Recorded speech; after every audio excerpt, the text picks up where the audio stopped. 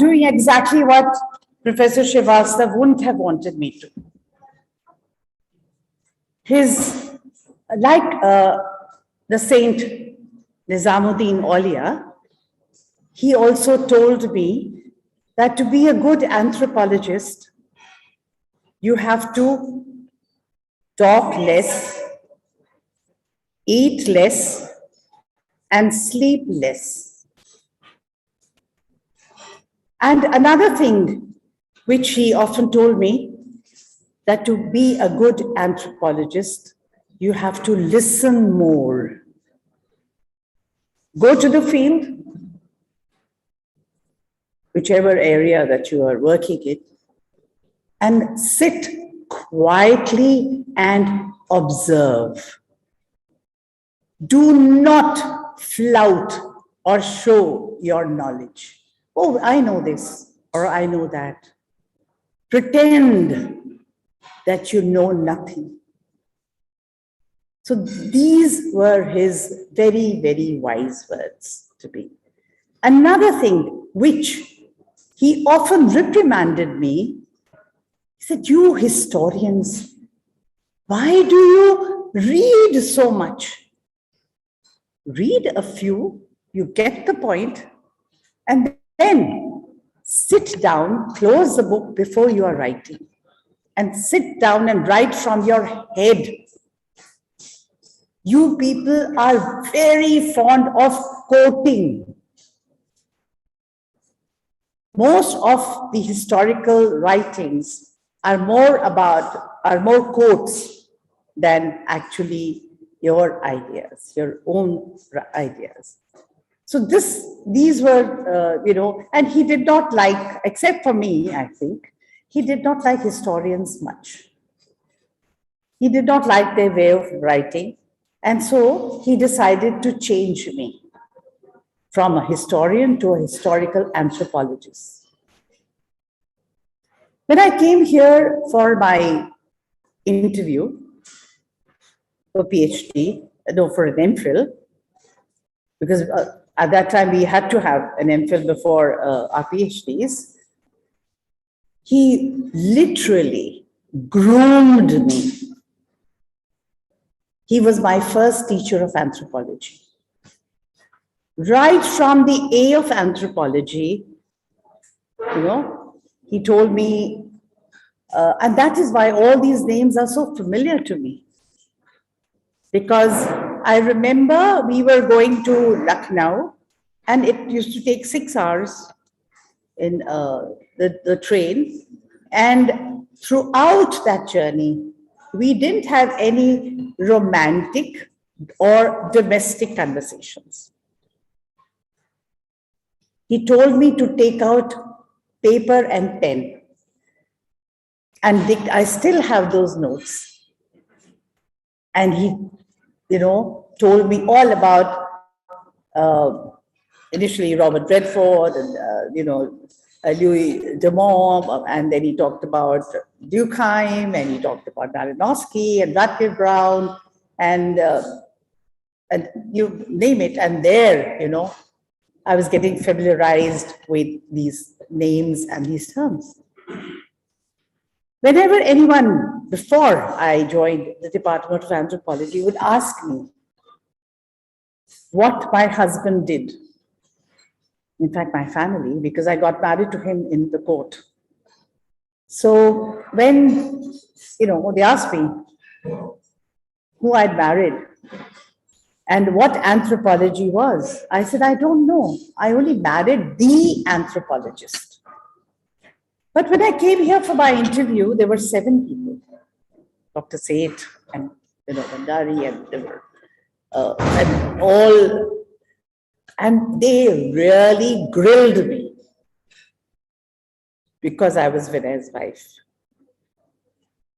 And then I ended that entire matter. Joshi sir was there. In fact, later on, when I told them about my interview, they asked me what anthropology was and how it was related to history. And I rattled off what Professor Srivastava had told me, that anthropology is the study of man embracing woman, rest is history. And so I was selected. So I did my MPhil here, and then later on went to do my PhD. And I was guided on every level, except, and in fact, he accompanied me so many times to the dargahs of Sufi saints, whether it was Ajmer or whether it was Aligarh or whether it was, places, other places, Kakori near Lucknow or Bu Ali Shah Qalandar's dargah near Panipat. And of course, Qutbuddin Bakhtiyar Kaki near Mehrauli. And in fact, and of course, Nizamuddin Dargah and Chirag Dehelvi. So these were the places, and somewhere I felt that I, as a historian, had enlightened him somewhat on these names of these places. Chirag, Delhi, is named after Hazrat Nasiruddin Chirag, a famous Sufi saint who came after Nizamuddin Aulia. And Nizamuddin area is known after Nizamuddin, Hazrat Nizamuddin.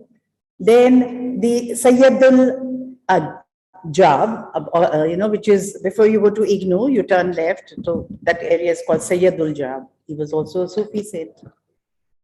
And in fact, Qutub Minar, as I informed Vinay very, very strongly, because he did not believe me, but then I showed him proof that Qutub Minar is not named after Qutbuddin Aibak. It was named after Qutbuddin Bakhtiyar Kaki. And Qutub means pole or axis. And in fact, on Vinay's insistence, I gave a lecture, surprisingly, on the ethnography of a heritage monument. And I chose the Qutub Minar to do that. The area Mehrauli also, I must inform you, is because the correct name is Meher Wale, the one who bestows blessings. And that is Qutbuddin Bakhtiyar Kaki's dargah is there. So Mehrauli is also a corrupt form of the word Meher Wale. So this is how we contributed, we added to each other's knowledge. He taught me lots of anthropology, and I taught him tons of history. Because historians, as he said, speak too much and write too little sense. He said, where is your theory? When you're writing this, where is theory? You're not using any Anal school or, the other theories that you have in history. Where are the theories? And then he explained to me how you integrate theory with fieldwork and then with with whatever I was writing. So whether I was writing on Nazar, Nazrana during the Mughal times, the concept of gift and gift giving, gift taking, gift giving during the Mughal times, the concept of, giving Nazar or Nazrana, he told me, include the theory about how gifts are highly dangerous. That kula ring, the gift giving, is very, very dangerous. So this is how, I was taught step by step to becoming an anthropologist. And then field work, of course. And he would just come with me and make sure I didn't speak much. He would make me write notes. And even today, I'm carrying a diary in which, half of this diary belongs to him. So, and I was, the second part of, you all know what entails being an anthropologist.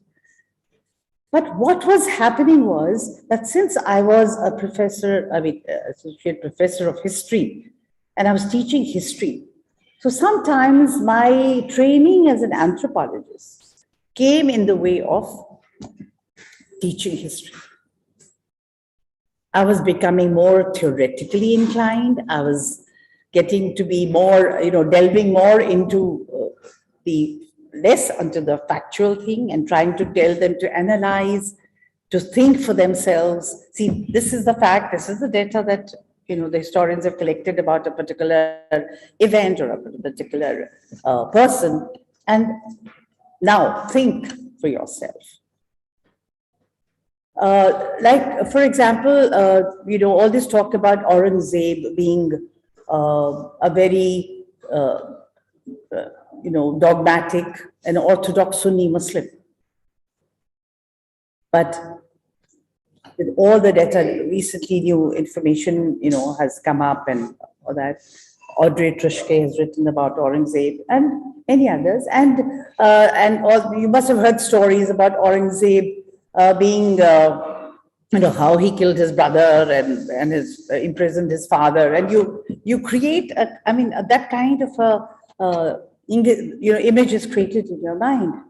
But you know that at Burhanpur and in Aurangabad, there is Begum Ki Masjid, and Begumpuri. This masjid, he is almost similar to the Taj Mahal, which he built for his wife. And that there is a story about his romantic liaisons, which if you please Google, legendary love stories of Mughal times, where I have mentioned about his love story. And also, you must have heard about him that during his time, music was forbidden, and that they took out a janaza of music, and the musicians and all. A funeral ceremony was carried out. That the music had died, but Aurangzeb was a very fastidious and a very sharp and very keen, had a very keen sense of music. He played the veena. So, these, to look at these things and to see another perspective than the one given in your textbook, in one textbook or one, article. So this is what he taught me. So that made me what Ram very, I think, respectfully mentioned, that I am a historical anthropologist, because now I look at history through the lens of an anthropologist.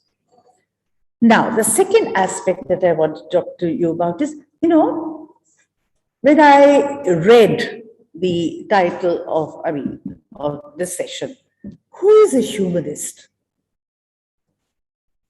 I immediately asked my son, Rohan. I said, Rohan, who is a humanist?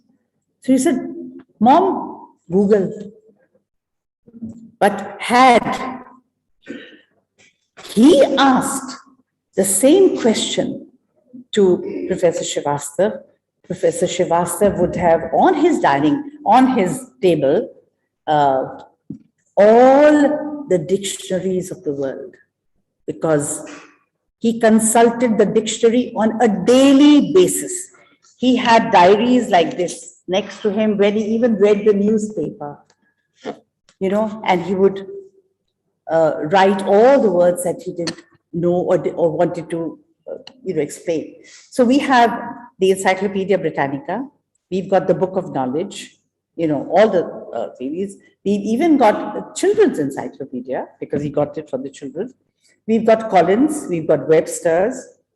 You name the dictionary, Hindi to English, English to, and recently, when they brought, from the ANSI, when they brought his belongings home, there were diaries, and there was, in which he had written, he was practicing writing Bangla. There were two books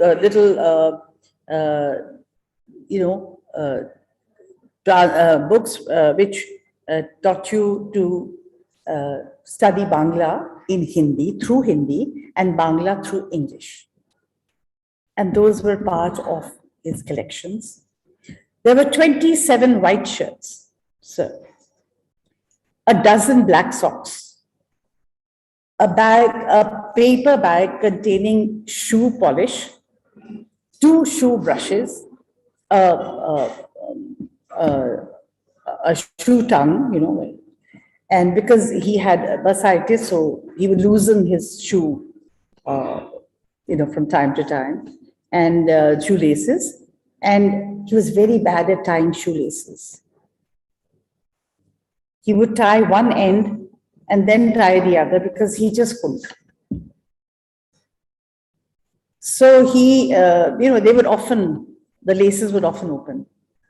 And I was just relating an incident where he was giving a lecture and, you know, the water came into the basement. And the shoe got, you know, slipped away and floated away. He borrowed a pair of rubber chappals from the bochi, you know, the cobbler, and came home in that. It didn't matter to him. It didn't bother him. He was at at the airport, and he was coming back from England, and the custom officer, you know, and he of course was going from the green passage channel, and he just stopped him, and he thought, you know, but I have nothing to declare. So the custom officer bent down, touched his feet, and sir, pehchana nahi? You are just the same, you're wearing that same white shirt, that same gray flannel, that same Cambridge tie. So he laughingly said, nahi, main kabhi dho leta hu. So, you know, he would laugh at himself. He had this ability to make light of the situation. I was looking at the word for rag picker, kabadi wala. So when the kabadi wala, you know, used to come in to take away our newspapers, we used to get 4 newspapers. We used to get the Statesman also, and, you know, because he was in Calcutta, Hindu, Indian Express, Hindustan Times, Times of India, and so we had lots of newspapers, which he read. And whichever, especially the Hindu, in which he had contributed many articles, he would keep them aside to be read in the evening. So by the end of the month, there used to be a huge lot of newspapers. And he had a habit of cutting, you know, taking out whatever he needed to read, and he made files. And under the topics, you know, he would file them. So that came on a Sunday, and he said, Akbar, he said, sir, 10-12 kilo ho gaye, 13 rupees ke hisab se. So this is just recent. So he came to give, I was not around, so he came to give sir the money. And you know what, sir, very, what should I say, like a simple, you know, person. He asked him, you are taking away the waste of my house and you're giving me money in return. So, you know, this was the kind of thought process here. This is the kind of a person he was. He forgave easily, never kept a grudge. And whenever I used to get angry with something, he would say, your blood pressure is going to rise. No, nothing is going to happen to the other person. If the maid broke a glass, he would say, so what? We get a new one. It's not going to come back. So why are you losing your cool, losing your temper on something? So when he was, you know, I'm going backwards now. When he was born, his mother was the only child. So his grandparents, his Nanaji's older brother had married a couple of times, but he also did not have children. So for them, he was like, you know, so he used to stay with both his grandparents and both the maternal grandparents. And they brought him up. The older one used to play the tabla with K.L. Sehgal, So he got his musicality from him. Babu Chandulal. You can see it on old gramophone records. Babu Chandulal. Ji. And his own real Nana was Babu Brijlal. He was a lecturer of mathematics in Kanpur. And then he came it is from him that probably he inherited his mathematical genius. He got 100 in CBSE, in his higher secondary, 100 on 100. So, he would often say that it was his mathematics which got him the second division. Otherwise, learning English through the Hindi medium was very difficult to pass. So his habit of using good words, verbosity was, was cultivated. It didn't happen naturally. He really practiced on using those words, but became so perfect at it that, both my family, used to call Vinay and they still call Rohan the next Tharoors. And their words are called Tharurisms because, he would speak simply, simple words with me. He would always, for example, if you said to him that I'm not feeling too good today, Rohan has taken it from him. So his reply would not be, you'll be all right, it's all right. He would say, your robust exterior belies your latitudinarian complaints. And I say, what does that mean? He said, you're looking all right. So why could you say that? Why do you use such, flamboyant terms? So these two things, besides what he called, that his parents, his father used to tell me, they struggled with his persona. They didn't know as a child he never wailed, never cried, never threw tantrums, never demanded anything. He was happy with what you gave him. As you said, he was reticent. As Professor Bhanja said, he was reticent. He was very quiet. He was, so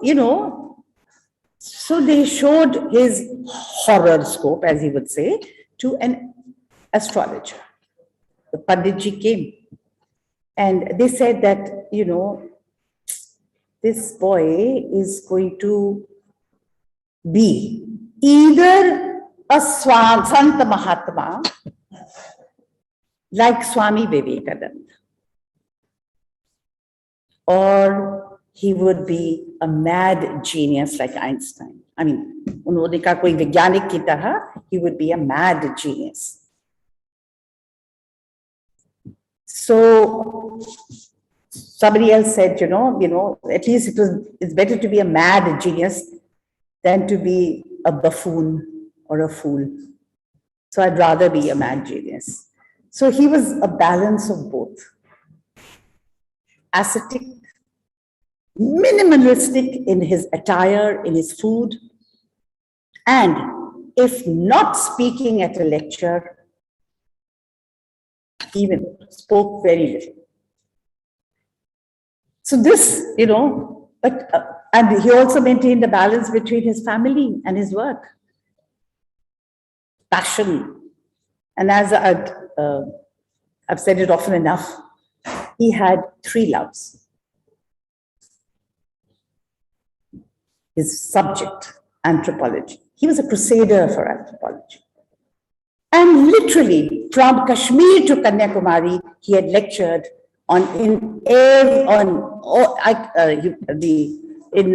Srinagar, then in smallest places like Hisar and Rohtak and Sagar and Bhopal and Ujjain and then down south right till Wayanad, Kochi. He lectured everywhere, to the east and the west, Rajkot, Bhuj, besides, of course, large towns and cities. And why was he traveling so much? Why was the need to go to, a small town like Muktsar Sahib in Panjab, which hardly has a population of less than 1/10 of Delhi, because he wanted to spread the word. And like Jesus, as I said, he had the wisdom, he had the brilliance, academic brilliance of Pluto, and the wisdom and of all the great ones. And he had the enlightened, spiritually enlightened soul of Buddha. He wanted to spread the word. And he wanted to spread anthropology. So that is why wherever no one went, Faridkot, who goes to Faridkot? He went. Patiala, of course, Amritsar many times, Ludhiana. These are all the places where, and of course, Northeast, after his ANSI assignment, he went to all these places. Now, so his, then another, humanist, as I said, as Professor Maharaja just mentioned, that he was an agnost. But Vinay was neither an agnost nor an atheist. He was he was religious, but not ritualistic. He didn't believe in rituals. He performed the rituals because it was expected of him. He would, do the Shraddh for both his nanas and both his nanis, and, he would religiously go on every Diwali and Dashera and Diwali, he would go to his father's house and perform, the puja. The Kayas pray to, they believe in Ravan's wisdom because he had 10 heads, so he was very wise. So we, make 10, we're supposed to make 10 heads and all that, and Ravan is somewhat worshipped. And also Chitragupta, because Chitragupta was the scribe of God Brahma, the creator. So these little rituals of praying, keeping your books and your, pens and all that. He was a great collector of fountain pens, as you know. And he always wrote. He wrote wherever he could, on whatever strips of paper that he could find, these little bits of paper, whether it was on top of the newspaper, or whether it was a paper bag emptied of groceries, he would write of that. He liked mungpali, peanuts. So peanuts used to come in that paper bag. So after the mungpalis were done in that paper bag, he would, if he remembered something, would scribble on that. And at one time when he used to smoke, this is about 30 years ago, he would, the cigarette pack, there's a white sheet of paper in that, a white transparent kind of paper. If in a restaurant, on a napkin. So it didn't matter what he was writing on, but he wrote. And I think that quality of living in a, as I said, use the word again, minimalistic. It was okay he didn't want fancy cars. When he became principal of Hindu College, they said, why, we were planning to buy another car. So they said, my daughter came up with all ideas. We'll buy this one, we'll buy a big car, we'll buy that. And Papa, can we have a red car? He said, yes, why not? So that every time I enter the college, they'll come to know the principal Sahib is arriving, So let me pick a very neutral color so that my entry and exit would be unobserved. But that was not to be. Twinkle would vouch for that, because whenever I went to college, the Mali would complain. Ma'am, sir, humse bhi pehle aa jate hain. So we have to come an hour earlier because sir is always here. on time or before time. And in the evening also, he would leave after everyone had left. I don't know whether he learned it from, I mean, it's a culture in UP, but all. Oh, good.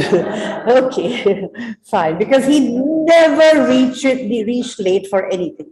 He was, and another, I don't know whether he spoke to you in Hindi, but whenever he would have used the expression aap and not tum. So this aap, whoever it was, he would always address them as aap. So, these were some of, what shall we say, he was a real human traits also he had. He would, regarding his, this aspect I had already, mentioned the other day, but I must share it with you students that, our conversations at home were mostly lyrical. He proposed to me in poetry. He sent me a poem by Sukant Kumar. You must have heard him only when you must have seen, the title song of the film Masan. तू rail सी गुजरती है, एक जंगल है तेरी आंखों में, मैं जहां राह भूल जाता हूं, तू रेल सी गुजरती है, मैं पुल सा थरथराता हूं. So you are like a train, whenever you cross by, you pass me by, I tremble. So these, he would say things like that. And he wrote to me before, it was not a formal proposal, but a kind of intent to marry. So we, again, I'm talking about his, his love for Urdu poetry. So he wrote a letter to me. It contained a poem by Sukant Kumar. So, it was Khuda kare tere kakulon ke pesh kham, the curls, the ringlets in your hair. Khuda kare tere kakulon ke pesh kham, daraz hote rahe meri uljhanon ki tarah. So, this is, you lose sense of time and you lose sense of everything once you are in a state of what is called love. Okay, so he would, again quoting Sukant Kumar, "Raat din ko raat." When you're in love, it doesn't matter. Day is night, night is day, because so you would write "din ko raat" or "raat ko din." Ishq mein sab kuch hai mumkin. So you become two things when you are in love. You either become a saint or a sinner.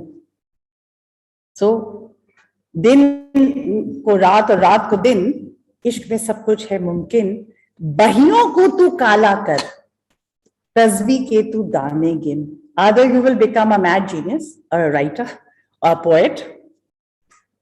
All those who failed in love actually become poets,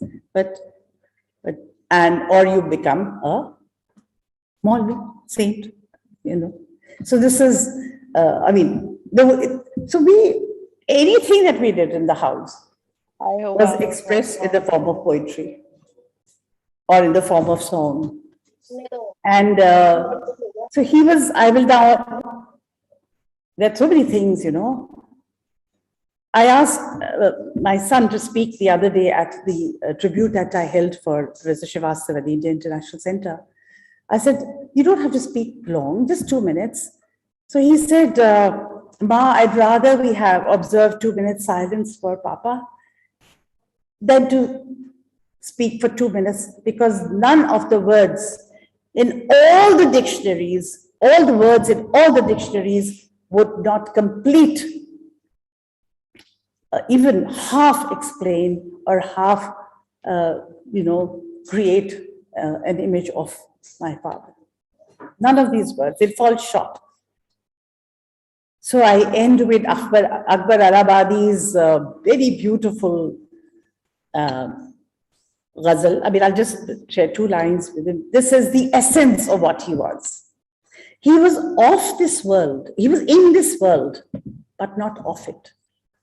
दुनिया में हूं, दुनिया का खरीदार नहीं हूं. दुनिया में हूं, दुनिया का तलबगार नहीं हूं. I'm in this world, but I don't want this world. दुनिया में हूं, दुनिया का तलबगार नहीं हूं. बाजार से गुजरा हूं, खरीदार नहीं. I'm going. So when he came, it is said that when you come back with an empty basket or an empty bucket, it doesn't mean that he has nothing in it. He's a beggar, he's a faqir. Probably he's given all that he had. Renouncer. Yes, he was a renouncer in the true sense of the word. I kept him from being a saint. I mean, I sort of kept him from being a yogi and a yogi. I tried very hard at it because he was always running away to teach or to the field. So I kept the home fires burning so that he could keep his fires of knowledge burning for you. And that is why, as a little token, I have brought an uri, which is, and the 2 flowers are roses because these were his favorite flowers. And at the time when I was young and I was probably, more rosier than I'm now, so he would often say, I always used to complain that he never gives me flowers on my birthday or on any occasion. So he said, "Gulab ko gulab kya dena?" So gul ne jab teri barabari ka khayal kiya. When the rose tried to, compare with your beauty, jab gul ne jab teri barabari ka khayal kiya, maar thapera hawa ne muh uska lal kiya. And that is why the rose is red, because it was jealous of you. So the wind said, "Oh." So that is why the rose is red. So why do you want a rose? A rose for a rose? So he would, and when he did bring gifts, they were more apologies. He was always apologetic about giving me a gift. He would come, mostly take the last flight home around 11. I would keep the dinner waiting because he never ate in the airport, in a flight, never. He always ate at home. And he would come carrying just a laptop bag. And he would stand there very sheepishly. And I said, "Come in." He said, "You won't get angry?" I said, "Why? You've done something wrong." He said, "Yes." And he would hand me the bag, which contained a sari as usual. It was a Sambalpuri or a Patola or a Paithani, he didn't know. But he would buy a sari from wherever he went, whether it was a Mekhla Chadar from Guwahati or it was a Dharwad and all that. He didn't even know which sari it was. But he knew Balucheri because recently, he'd seen many in Kolkata. So he'd come, and I would always say, "Why? So expensive?" He said, "No, it's only 26,000. I got it at a discount." The Vice Chancellor of Pondicherry University, our own chemistry department, he said, "Vinay, it is a dirt cheap. Take it. Who would love it?" And here I was complaining, and he said, "Venkat, where will I wear it?" So he said, "Wear it on Rohan's wedding." And I would keep quiet because there was no response to that kind of a. And he loved red. He always wanted to, red or rust or, any shade of red. So on the 25th of November last year, there was a wedding. And, I'd taken out all my silk saris because the winters had come. And he told me, he picked up the red and said, "Where this one?" I said, "Banarsi? At this age?" He said, "Why? For me, you're going to wear it for me?" I said, yes. I mean, sort of. He said, where? So, this was quintessential Vinay Srivastava. रंजिश ही सही, दिल ही दुखाने के लिए आप फिर से मुझे छोड़ के जाने के लिए जैसे तुम्हें आते हैं ना आने के बहाने, ऐसे ही किसी रोज न जाने के लिए कहते हैं मोहब्बत का छिपाना है मोहब्बत, कहते हैं मोहब्बत का छिपाना है मोहब्बत, चुपके से किसी रोज जताने के लिए रंजिश ही सही, दिल ही दुखाने के लिए।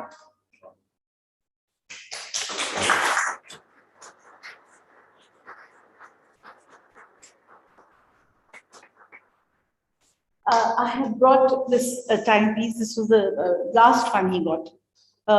For me, time has stood still, so I hope you cannot use it. And there is this, as I mentioned, the two roses, because, and then there is this little palm near this leaf. So this is actually, yeah, so this is I think that's the and one is seminar.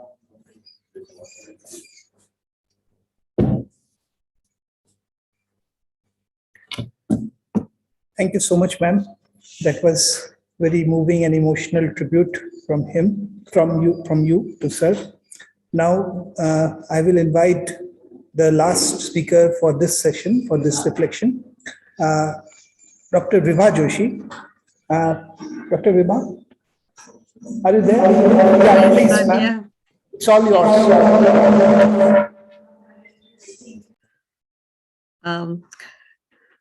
Thank you so much, Ram, for inviting me. And when I told Kumkum that Ram has invited me, Kumkum told me that I told Ram that how can you have a gathering without getting Vibha there? So thank you, Kumkum, and also for reminding us about they've been such beautiful reflections. I can't really add that much to it, but I'll try. Marva sir said that he does not know what was it that caught Vinay's attention, and Vibha became so close to Vinay and she became a friend. Actually, with Vinay, I started off on a wrong foot completely. And he was this young dynamic lecturer who had joined our department in January of 1985. And one batch senior, they had returned after a tragic incident in their field area. And they had planned to do field work just outside in one of the villages near Delhi. And I was very friendly with the students, and they said, oh, Vibha, why don't you come along? You know, you'll get a taste of field work. And I pretended that I was in MSc final year. Of course, when I knew I was not in MSc final year, because he had been with the students when they had gone to Jagdalpur. But he played along in the sense he allowed me to accompany them in that bus that took us to the village. Later, when I got to know him, when we went to Nagaland with 9 girls, as Marva sir said, that, you know, they were surrounded by these young girls. He told me much later after that how angry he was at me. And as Kumkum has mentioned, that he would not show that anger. He didn't show that anger. He allowed me to come to that village outside Delhi. But he told me later that he was so angry, and he says, "Kitni बदतमीज लड़की है, मुझे पता है कि ये नहीं है इस क्लास में, but still she maintains that she is in the MSc class." But somehow, I think probably there was an enthusiasm of going for field work, which I wanted to taste, and which finally we did get a taste of in Nagaland. And that is something, here I would say that Marva sir, you said that you do not know what you taught Vinay, but Vinay has written somewhere in one of his articles that he actually observed you very keenly because he was learning how to do field work in social anthropology from Mr. Marva. because you two were accompanying us. You took us to Nagaland, to Jotsama village, and we stayed in Science College. I was the only one in that batch who continued with Nagaland. And I went back to that village in Jotsama. Our interpreter, Safile, had already moved on by then. It was in 91 that I had gone to the village, and he was not there. But I met some other people whom I had met during my first fieldwork in the Naga village. And those people I continued to meet much, much later. I met them 4 or 5 times whenever I went back to Jotsama. And I must say that, when we were asked to choose topics in MSc Anthropology, everybody had chosen their topic. And suddenly I realized, oh my goodness, I have been delayed in choosing. And then I said, okay, what do I choose? So when I said, oh, why don't you work on traditional healers? I said, where am I going to find traditional healers? In Nagaland. I said, okay. And we collected the data and things. And Vinay became my unofficial supervisor for my MA thesis, for the MSc thesis, sorry. And I remember he then encouraged, and here I would say that when Ram said that this particular reflection is about Vinay as an anthropologist and as humanist. Now, humanism and humanist can be taken in different ways. And there is actually a Society for Humanistic Anthropology, which emphasizes on writing and writing for a wider public, for a wider audience. And that is where Vinay's contribution comes in, that his emphasis on writing and encouraging writing by the students as well. He wrote a lot himself, as we all know. And Kumkum also said that he's been writing in Hindu and various different platforms. And one thing that he did, and that is something that I have not found. I mean, I came to Oxford and things, but I really miss the kind of encouragement that Vinay gave us as students. And first was the fieldwork. Fieldwork we learned from Mr. Marwa and Vinay. And maybe it was the thing that when he saw the kind of data I had collected, he was surprised. I had a lot of material, all divided into different groups, and everyone was going, but I managed to get people who were able to translate for me.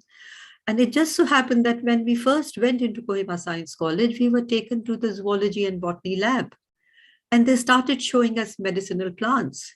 Actually, some of my batchmates started getting very envious of me, saying, what is this? Vibha's topic has already been dealt with the first day. I think it was just serendipity. And serendipity plays a big role in anthropological fieldwork. And when we go there, there are certain things happen which are not designed, which we do not plan, but they happen that way. It was not planned that they are going to show us medicinal plants, but they did. And the lab assistant of the botany lab turned out to be a healer in his own right. He used to prepare traditional medicines. He had done homeopathy course, and he started talking to me, and then he shared the information that he had on traditional medicine. And then he introduced me to others. I met a shaman. I met different kind of healers. And that is where it became so fascinating that I ended up doing my PhD on that. When I did eventually a PhD on the Naga, on Pangami Naga, focusing on healing practices. But I would like to also bring to the idea of anthropology as such, and Vinay as a supervisor. So he guided me through the MSc work, the thesis, how to organize it, how to look at the material, and that is very important. as Ram pointed out, that, it is one thing to have a lot of data and feel very happy that, oh, I've collected so much information, but how to organize it in certain way that you actually understand it and understand what kind of theoretical ideas are also there, the anthropological ideas that are there, and how do you apply to it? What does it say? And here I would like to say that he, not only writing of the thesis, but he encouraged me to publish in the Indian Anthropologist journal, which had been revived, and he played a big part in reviving it. And I wrote an article for that with his guidance. And then later I realized that, Marva sir said that they looked at the Khel gates, the Karu. And what does the Khel gate mean? And while we were doing our fieldwork, Marva sir and Vinay were doing their own fieldwork. And I looked at the article again, that time when it came out, his article on Khel gate and social structure. And he was talking about Radcliffe Brown and the influence of that and how material culture had been pushed down. And ethnography and social relations became more important in anthropology because Radcliffe Brown's structural functionalism emphasized on social relations between people. And what was the material culture? Like Marva sir was saying, that how Andre Bede and the fishing net and things, that material culture some way got the cultural aspect of the people, the material cultural aspect was relegated to the background. And the dominance of structural functionalism and then structuralism and other ideas and interpretive anthropology became really dominant, and material culture went out, the Boasian material culture. But when I looked at that article on Khel gate, I realized how beautifully Vinay and Marva sir had actually brought together the idea of material culture and social organization and the collective consciousness, how it is depicted in the materiality. I looked at it again just a year or two ago when I was writing on something, and it just fascinated me, the amount of information he had collected, because I did a long-term fieldwork in Nagaland. And I said, my goodness, in that 1 month that we were there, they collected quite a bit of material.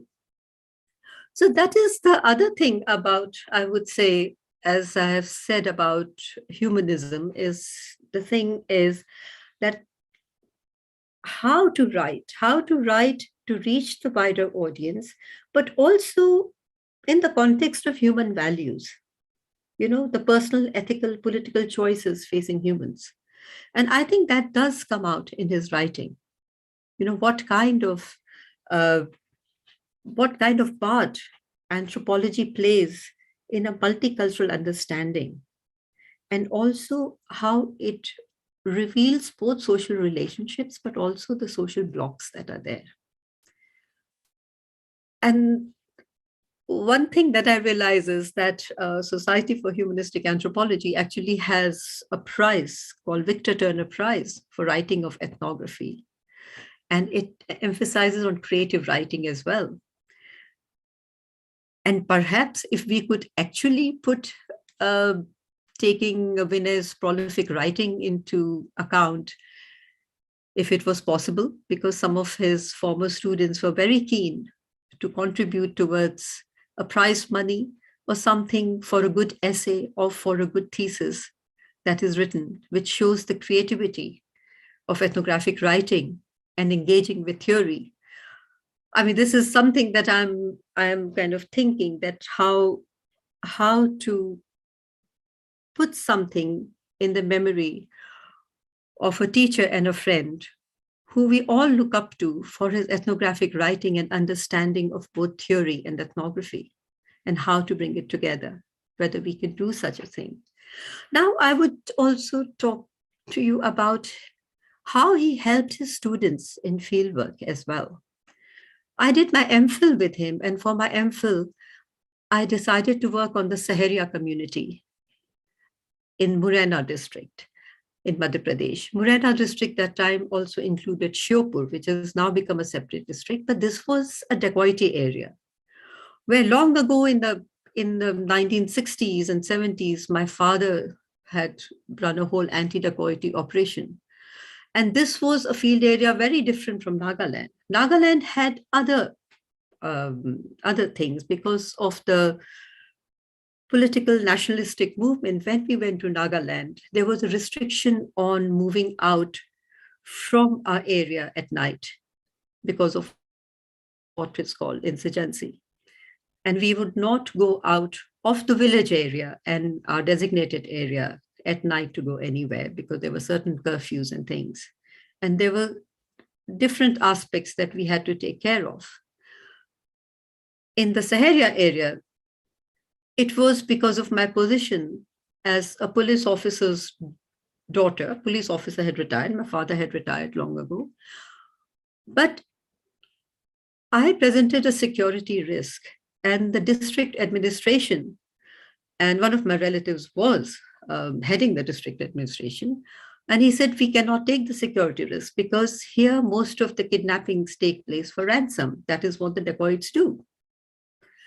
So you will have to do your field work. You will have to take an armed guard. Imagine doing an anthropological field work of 3 months for an MPhil thesis, going in a vehicle provided by administration with somebody with me, but with also an armed guard. It's a totally different kind of setup. And Vinay was fascinated by that. He said, my goodness, what kind of field work? And he says, actually, it reminds me of Evans Pritchard and, these in colonial times going into newer land, putting up the tents. It's a very different equation. I said, yes, it's a different equation, but you know what? The villages where I go to, as P.C. Joshi sir was saying, that how in one village where he went and they did not know his caste and how he was treated as an outcast. I was going to these Saharia villages. The villages had 3 sections. One was the caste village. Outside it was a Saharana. And there was a 3rd section where there were the outcast, the untouchable, as we call in inverted comma. And in those 3 portions I was moving about, of course, the word goes out as to who is this person coming from? She's different. Who is she? This and that. What is she doing?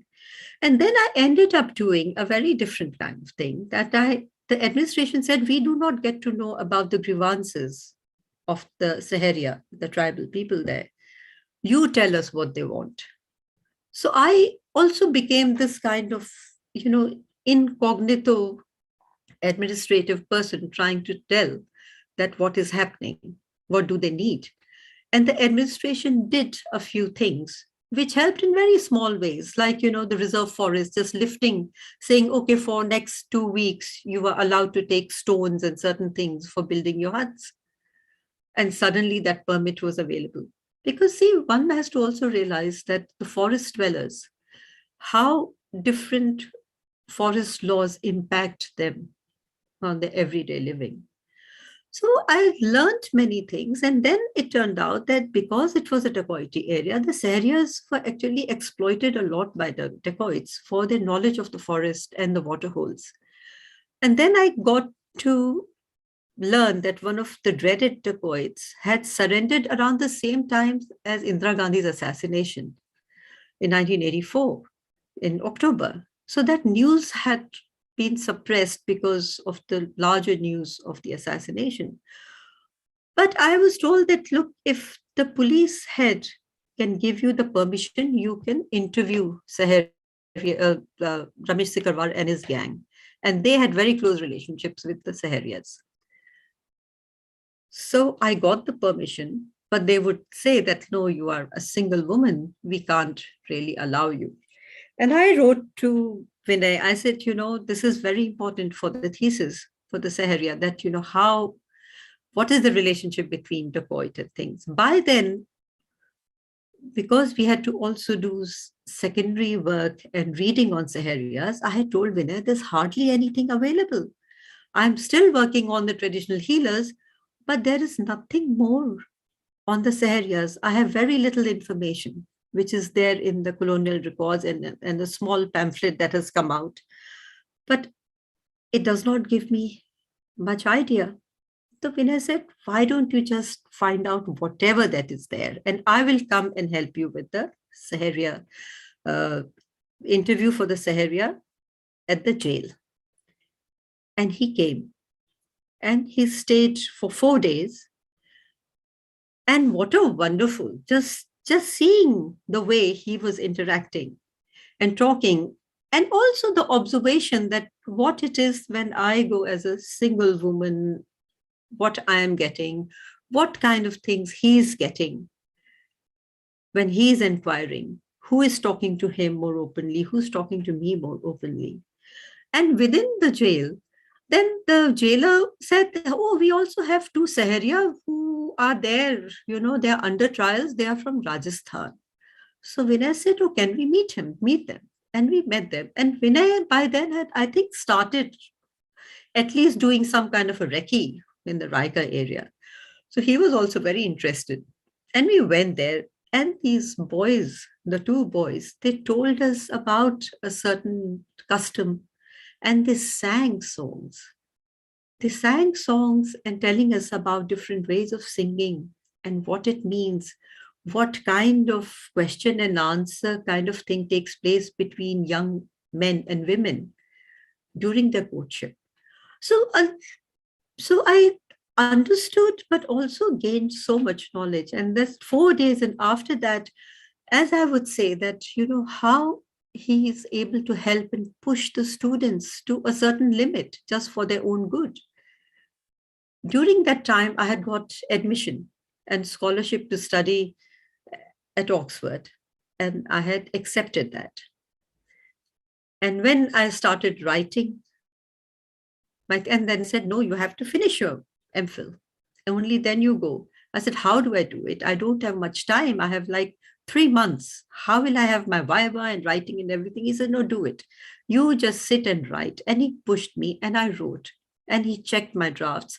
And Kumkum is witness to it. Kumkum has complained many times that Vinay would just not come home. He would come home very, very late. This is why I was not the only student he was pushing. Another batchmate of mine, Krishna Kali, she did her MPhil fieldwork. She finished and went abroad to US to do her PhD. I was pushed in the same way. I finished and I had my Viva in the morning and at night was my flight. I mean, it's just to see the kind of commitment towards a student and pushing them to write. And I know that time is ticking now, so I should not take much, but I wanted to say that I have seen that it's when Vinay went himself as a student. I have said this many times to my friends, and the other day I was mentioning to Kumkum also. I have always regretted not doing a PhD with Vinay. But Vinay himself was busy doing his PhD, and he could not take on a PhD student at that time. But what he has inculcated in all his students is that when you have a good fieldwork and understanding of how to analyze the data, publish it as an article.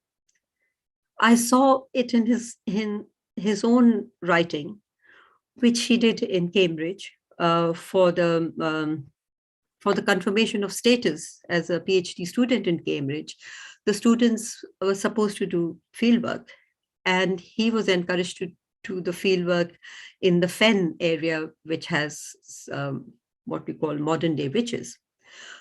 And from that, he published a very detailed ethnographic article in the Cambridge Journal of Anthropology. And then during his time as PhD student, and this is something Saraswati mentioned, he wrote another article in Anthropology Today, which was, should we pay the informants? And the importance of the neutral space. And these have been very useful, especially should we pay the informants? Because going to Nagaland and going to Saharia area, you can't really pay.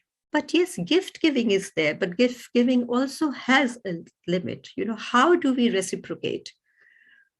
And I would say that the idea that the Vinay is inculcated and encouraged, and I still see that his recent students, they have all written. Vinay himself edited a book where it was about anthropological fieldwork and writing, where that, okay, you've done the fieldwork, but how do you write? And his other article that has been mentioned, reminiscing fieldwork and writing up culture, where he writes about the whole process of writing. We are not as diligent as Vinay, I would say. That Vinay would always say that to always carry pen and paper, have a notebook or something, you never know when you will find information. That kind of thing I have tried to do as much as possible. And as Kumkum was saying, that, observation is so important. And most of the field, most of the data that one gets, one can have case studies and things and biographies. And what Vinay said, there is a general knowledge and there is a specific knowledge. For specific knowledge, you really have to interview specialists and you will note down. But for the general knowledge that you are getting, sometimes in conversations, and you can't really jot down things, you have to remember and then write down all that stuff. So there is a lot that one has learned as a student, and now as a teacher, one tries to give it back in certain ways to our students. And what I've learned from Vinay is to actually respect, not give much attention. I know that Vinay was very particular about language, but I teach students who come from multiple backgrounds. Some of them don't have very good English. But what I try to see is how much they have understood the readings that I'm giving them. And because you may say it in not very good English, but if you have understood what the writer is writing and what is the point they're making, that is my work done, that you have understood the idea that is there in an article. And one thing I would just finish now, because I know that, I do not know how much time I have, because earlier Ram had told me, 1 o'clock, we'll break for lunch and you have to finish. So I was saying that, when am I going to talk? So I've gone a little off also, but off topic in some ways. But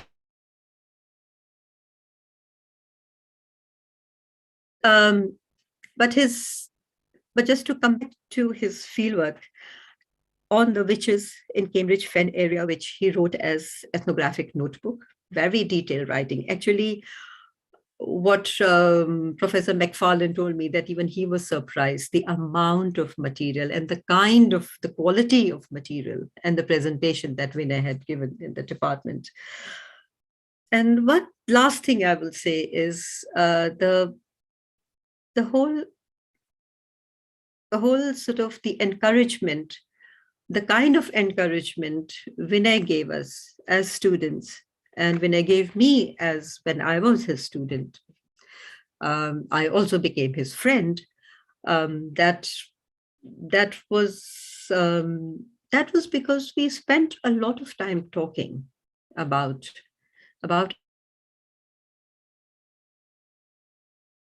anthropology, about how to, when you start analyzing your data, you also start talking about your own fieldwork and what you are seeing.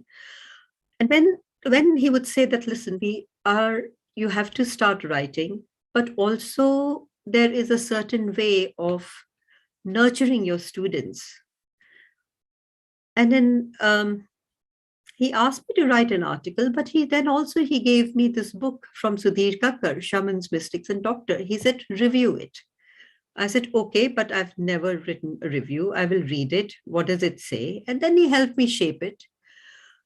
And I think that, look, he was really trying to get his students to get into writing, reviewing. And that is what he followed when he went to Cambridge. He was a PhD student there, and he was following that. He was writing his book reviews, he was writing his article. And I see that how his current students, how they are writing, they're writing the reviews. He has been editor at different levels of different journals. And when I open the journal volumes, I see that how he has encouraged and nurtured his students, and even those who were not his students, to continue to contribute articles. Any of the journals that you see, you will see an article by Ram, you will see an article by Kanato, you'll see an article by Neetha Mathur, you will see the edited books with Mala Narang's article.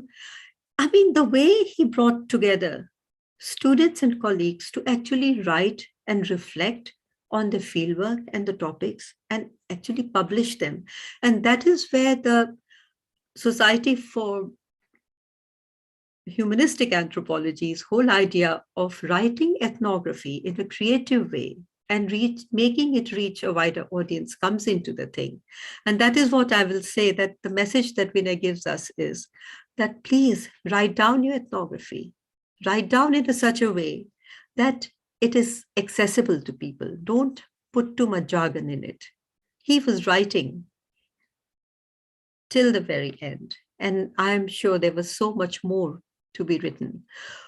When Vinay was in the hospital, that was the time that I was promising him that as soon as he comes out of the hospital, my article for his edited book on Anthropologist would be there. And I'm still waiting to hear about that volume that PC Joshi ji mentioned. And now Ram is there, and I will take leave now. And thank you so much. Ram, would you like to? For joining in, and all of us keeping.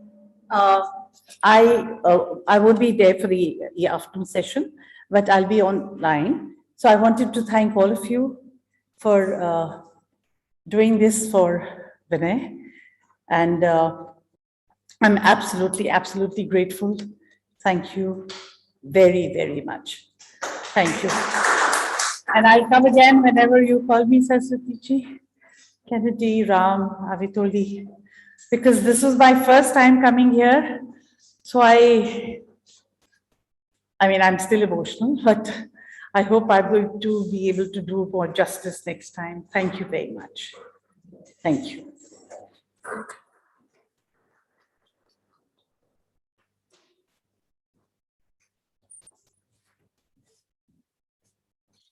Thank you, ma'am. Thank you, Vibha Joshi. That was great. She has been waiting since the morning to speak. So that's so great of her. Thank you. That was a very moving tribute to sir. A very good academic as well as personal recollection of an anthropologist, a friend, and a teacher. So we have one announcement to make, and we want to express our apologies to Dr. Kennedy, Dr. Mahajan, and Dr. Avitoli. We have to scrap this session because we are running late, and we also express our apologies to the chairperson for the session because we are running behind our schedule, and we will straight away move to the panel, the second reflection, where we are being joined by very eminent anthropologists from all over India, and those who were very closely associated with Professor Srivastava's work. So I invite Dr. Mahajan, who is the moderator of this session, to please come and take over without wasting any further time. Please, Dr. Mahajan.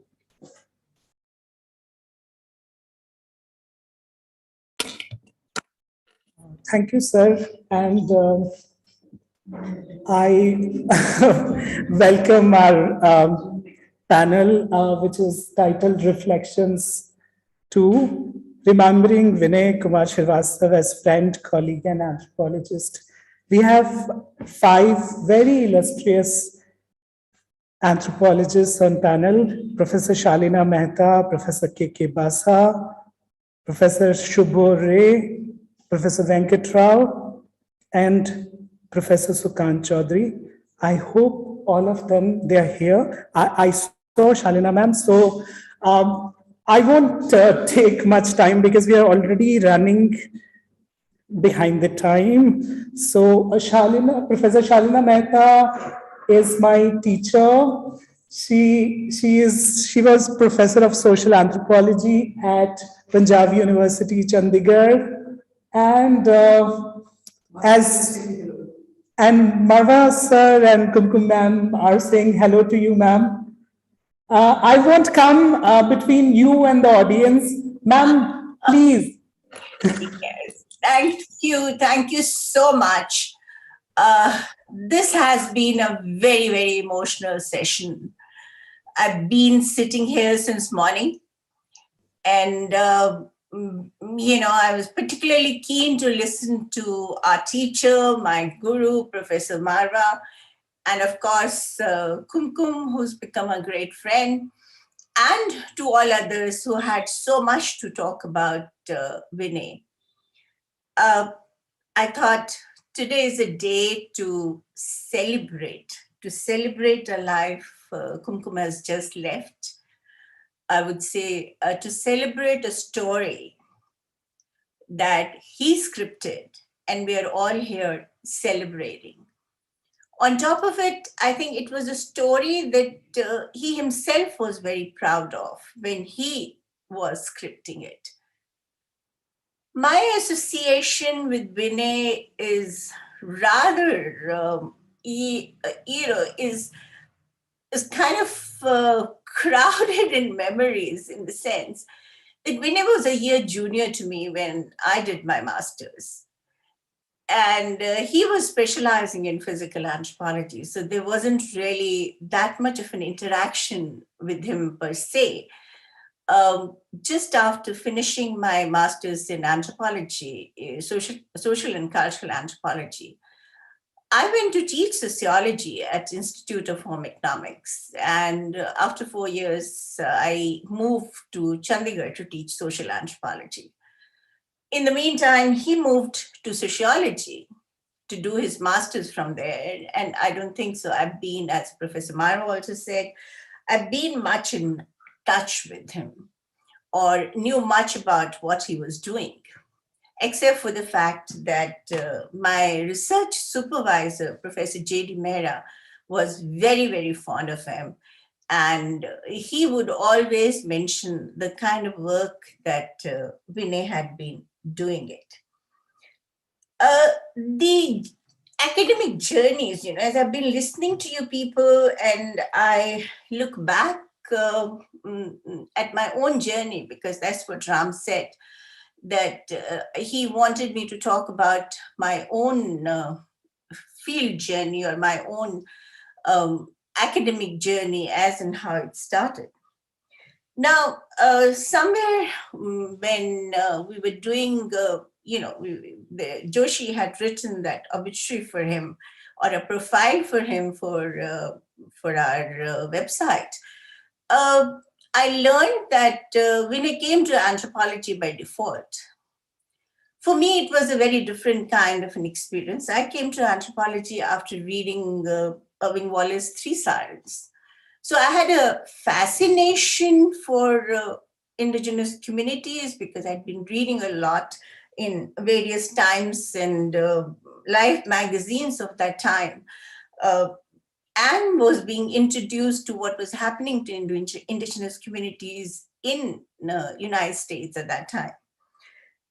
Therefore, when I now reflect back, and I read some of his writings, his focus, and I told him on several occasions when we started interacting, which happened much later in our lives. So I think somewhere probably in the early 90s that I started coming back to Delhi University occasionally for some or the other pursuit. And he started sending his students' PhD thesis to me. And Ram tells me that he was a little wary because he thought I was too critical at times. So I don't know really if I happened to be too critical, but some of the work that he was supervising was exceptional. But going back to my own research journey, because I started working on Hindu-Muslim relations, which was technically not a subject matter of, or not regarded as a subject matter of anthropology in 73, 74, because everybody was doing either the community studies, and therefore for me, research was never really about bounded communities. For me, it was a process. It was a process of learning, unlearning, and a neighborhood which was right next to my house. I realized that I knew very little about it. And therefore, if I had to explore or go to Muslim households, he said he had problems going to women households when he was exploring Raikas. I had issues. How do I go about approaching my Muslim respondents? And there were really no textbooks or methodology courses as such that helped us do anything like that.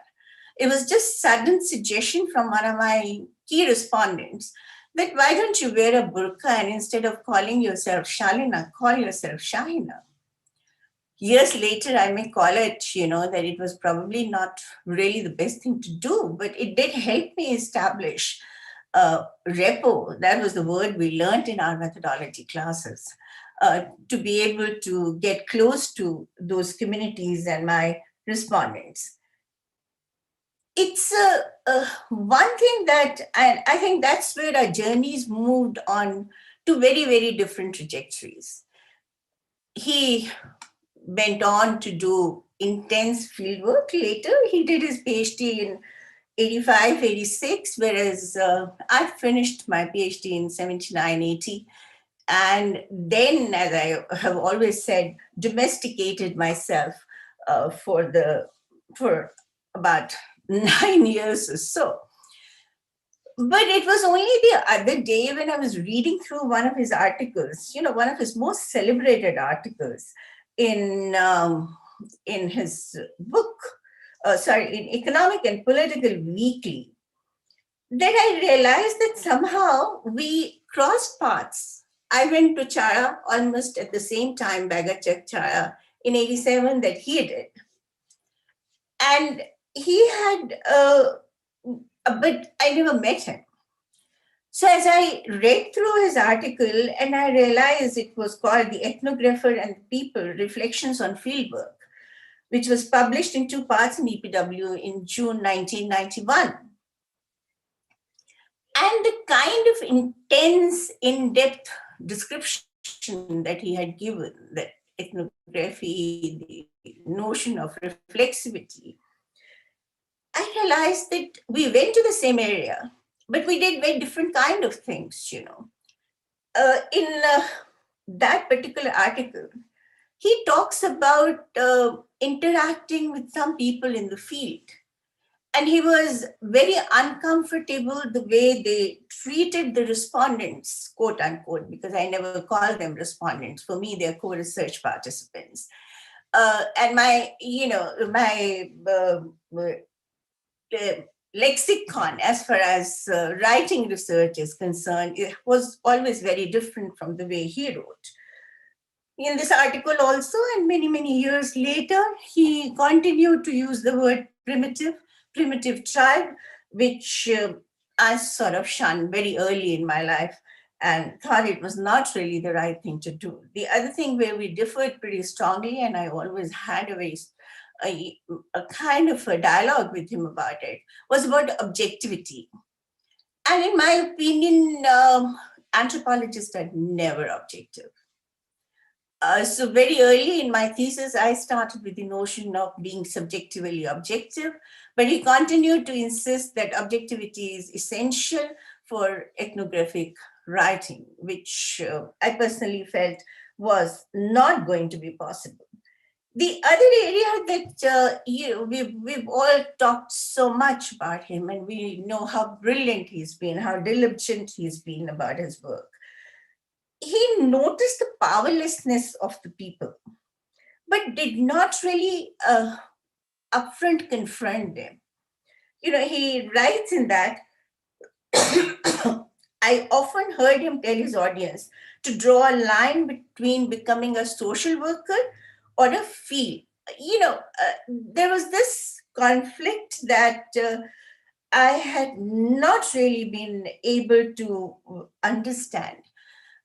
Because when I went to Chara, the first thing I noticed was a board that was welcoming people to the Kana National Park, which said, "देखने की वस्तुएं, tiger भालू चीता, tiger भालू और बाकी जानवर और बैगा और गौंड आदिवासी." I read through these two parts of his articles and I realized that he hadn't really noticed this kind of exploitation that was happening. So my writing mostly focused upon the development issues that they faced, the kind of problems they had on various issues, and the kind of difficulties they experienced. But somehow I failed to understand why he was reluctant to take a very upfront position. We've talked about, his I just want to read something that he wrote at one time. He said that you don't have to become, he told his audience all the time, in fact, as late as little while before his death, while he was speaking to students in social work, that anthropologists don't have to become a social worker or revolutionaries. Whereas for me, when you see people in the field facing all those difficulties, that they are not able to get clean drinking water, or that there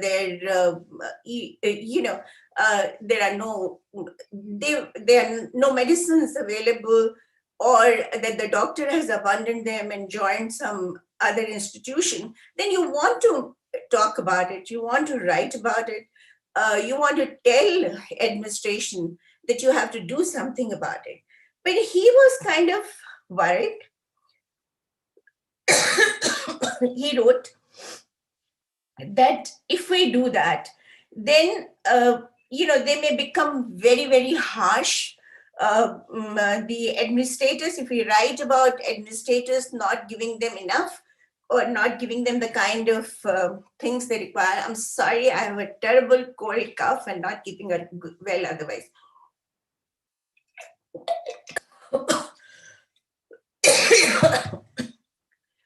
But we interpreted our anthropological training very differently.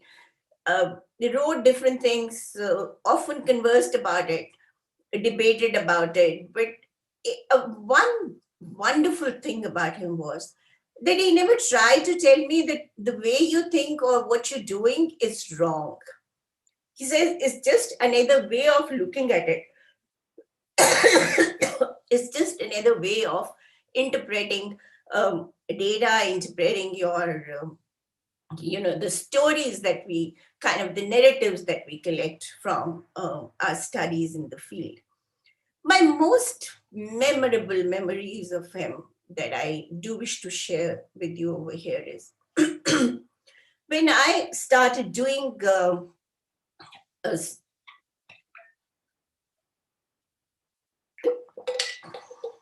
qualitative method workshops for ICSSR at Panjab University, Chandigarh. The first name that came to your mind was to invite Vinay for those workshops. And Vinay came. He drove from Delhi, reached at about 10 o'clock. And he said, well, I'm ready to start at any time. So 10:30, we started the session. And we were supposed to have a tea break at about 12 o'clock. He said, no, I don't want any tea break. I said, you don't want tea break, but the participants may be tired or they may just want a break or something. He said, no. And I looked at the audience and nobody seemed to be moving. So he went on and he spoke till about 2. And I realized when he came out of the lecture theater that he wasn't really able to walk properly. That he had suddenly developed this acute gout problem, but that was immaterial. Now, that was the first experience that that particular audience from all disciplines, there were participants from management, there were participants from history, economics, they were so enamored that every time ICSSR organized a research methodology course, the first request that came was that we want Vinay Srivastava to come and address us. This book, you've all been talking about it since morning, and I really don't have much to add to it. The brilliant field worker, the brilliant writer that he had been all his life, and the great, great, great humanist he is.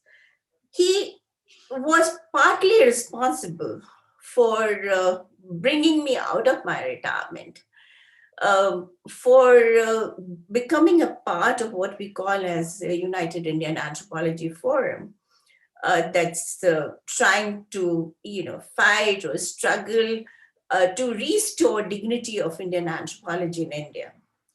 And I think somewhere in his hearts of hearts, this was very, very close to him. He wrote in one of his papers in Social Change that how writings of Indian anthropologists were not being recognized across the world. We did not have access, and some of us, I for one, on several occasions thought, I write for my people, for my country, so I don't see the necessity of going to an American journal or a British journal to publish what I write.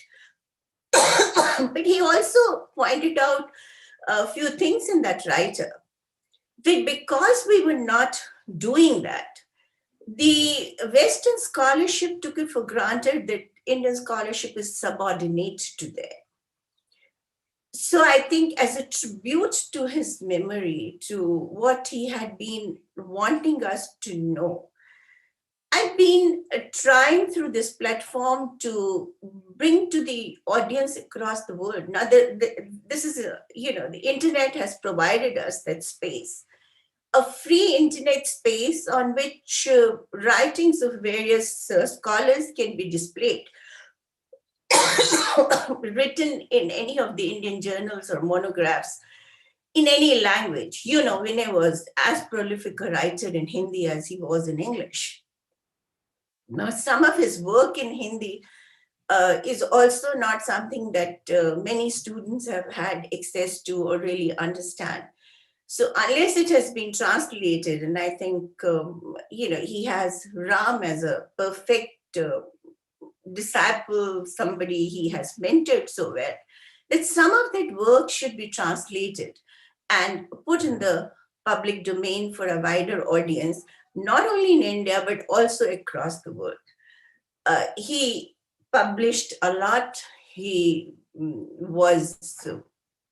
probably read by many, many people, but the kind of reach I think some international scholars had, Vinay deserves that reach. So here at this platform, I am just thinking loud as to what we can possibly do to keep his memory intact for the generations to come, and to be able to read everything that he wrote anywhere in any part of the world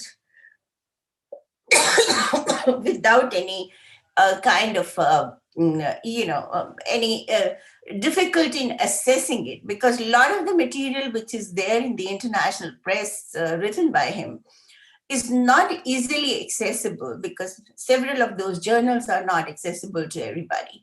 So what is it that Department of Anthropology, Delhi University can do to give as a tribute to him, to make a collage of his works and put it at a public platform where it would be available for people to read free of cost? And he had ideas. He may not be I've often said, and I told him, I said, maybe I'm far more impetuous. Uh, but Vinay was far more stoic, far more profound in his work. Uh, but then, there is also the methodology of anthropology has come a long way from the kind of, and I would often tease him and I said, oh God, you and your passion for Levi Strauss and Redcliffe Brown, you remain so grounded in British tradition of anthropology, whereas it's time to move on and do other things, to evolve our own methodologies, to evolve our own methods of doing research. Why should we constantly be going back to their writings? Because in many ways, when he was a great fan of Elwin. I don't think so I've ever been a fan of Elwin. Because the kind of information he got from Chara about Elwin and the kind of information I got about Elwin from Chara were very, very different. So as a researcher, we rely on the kind of data we generate. Now, we don't talk about data being collected, we talk about data being generated. And since morning, we've been talking about fitting it into theory. Now, when we talk about grounded theory, it's not the written text of Malinowski or Redcliffe Brown or Telget Parson or Gertz that we are going to fit it in. It is what people tell us. So the theories have to come from there, the theoretical premise, the context that Ram had been talking about. All this has to come from the people. And therefore, there is also need to add this caveat that it's very, very important. Somewhere for us, Vibha just talked about writing in the public domain, something that for quite some time people were discouraged to do so. I think it's essential that our students take to public platforms and write about it and learn about these methodologies. I just very recently, while doing disability research or studies, we used a method called narrative imagination, something that has not been traditionally used in anthropological writings. So we have to innovate constantly and draw inspiration from the kind of insights that he had. That doesn't necessarily mean that we are not going to expand on his ideas or we are not going to develop them further or innovate on them, but we have to start afresh. So let us work in that direction. I know far too much has been said since morning. I don't really think so. There is really much for me to add to it. I admired him. I admired him as a friend, as a scholar. So every time he called and said, do this, Shalina, I don't think so there's ever been an occasion when I could say no to him. Similarly, whenever I made a call and I said, come and deliver a talk here or do this, he always did it willingly. He was very, very quick at evaluating PhD thesis. That's something that I want to share here with my other colleagues who may be sitting on thesis for months together. He normally would not take more than 4 weeks to send you back a report, which again shows that irrespective of the fact how busy he had been, he would always consider students as priorities. And I think that's the message that we all must take with us from here today. I just want to add this few lines that I read somewhere about Vinay to pay my tribute to him on his birthday, a day of celebration, in which I'm not bringing in any negative emotion whatsoever. And for him, the apt saying was, we might not be the ones to change the world. We might not belong to the few that put a ding in the universe. We might not be something the whole world would celebrate. But in the little corners that we live, in the lives that we have played a part in, we should be nothing but unforgettable. Vinay, you are unforgettable. Your students have left a blank board for you to come and write. You're always there. You will always be there, not only in our memories, but very much as integral part of our lives. Bye-bye and thank you.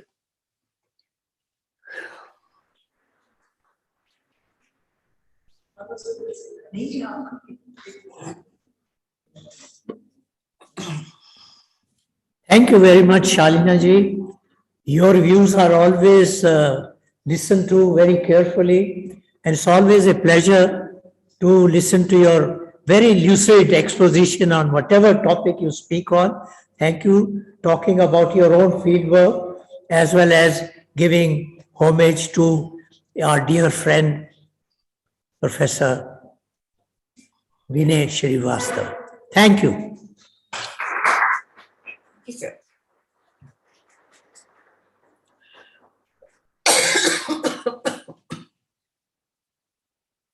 Professor Marva has already, he was kind and gracious enough to come and thank you.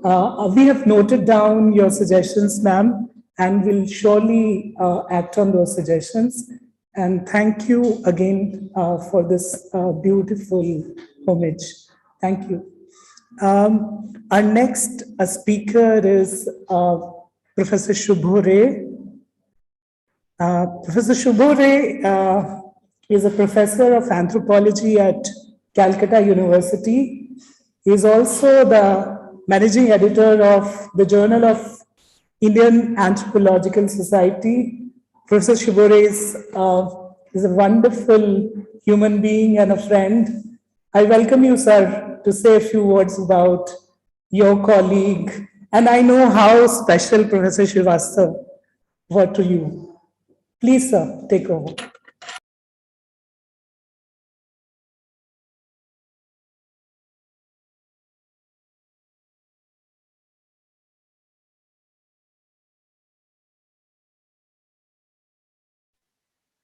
I am very much happy the way Anthropology Department, Delhi University, the alma mater of Professor Srivastava, is celebrating the birth occasion. And I feel privileged to be a part of this auspicious event. You see, thank you very much. I knew Professor Srivastava for the last 2 decades, but I met him for the first time sometimes in March 2004. And a couple of months later, I joined Calcutta University. And during that time in Calcutta University, UGC SAP program was going on, and Joshi ji and Srivastava ji were the visitors to evaluate our progress. And both of them used to come take a morning flight from Delhi and leave Kolkata after the meeting and taking a late evening flight. And my duty was to accompany them from airport to the department and back. I remember that apart from this formal meeting, sir, make sure that he will deliver a lecture or at least interact with the students in every such occasion. Professor Srivastava used to visit West Bengal and especially Kolkata with many academic assignments, or even in neighboring universities. And whenever he used to come, he used to give a call to me that Subho, I'll be reaching Kolkata at such and such date. And I never missed the opportunity to meet him, to invite him to our department and lecture. And every time he mesmerized us, mesmerized our students, and students from adjacent universities also, they used to come to attend his lecture. After he joined Anthropological Survey of India, my interaction with Sir increased. I was, and still now, and that is because of Sir, become a frequent visitor of Anthropological Survey of India, be it as a member of the selection committee, or as a chief guest, or sharing a session, or as a resource person.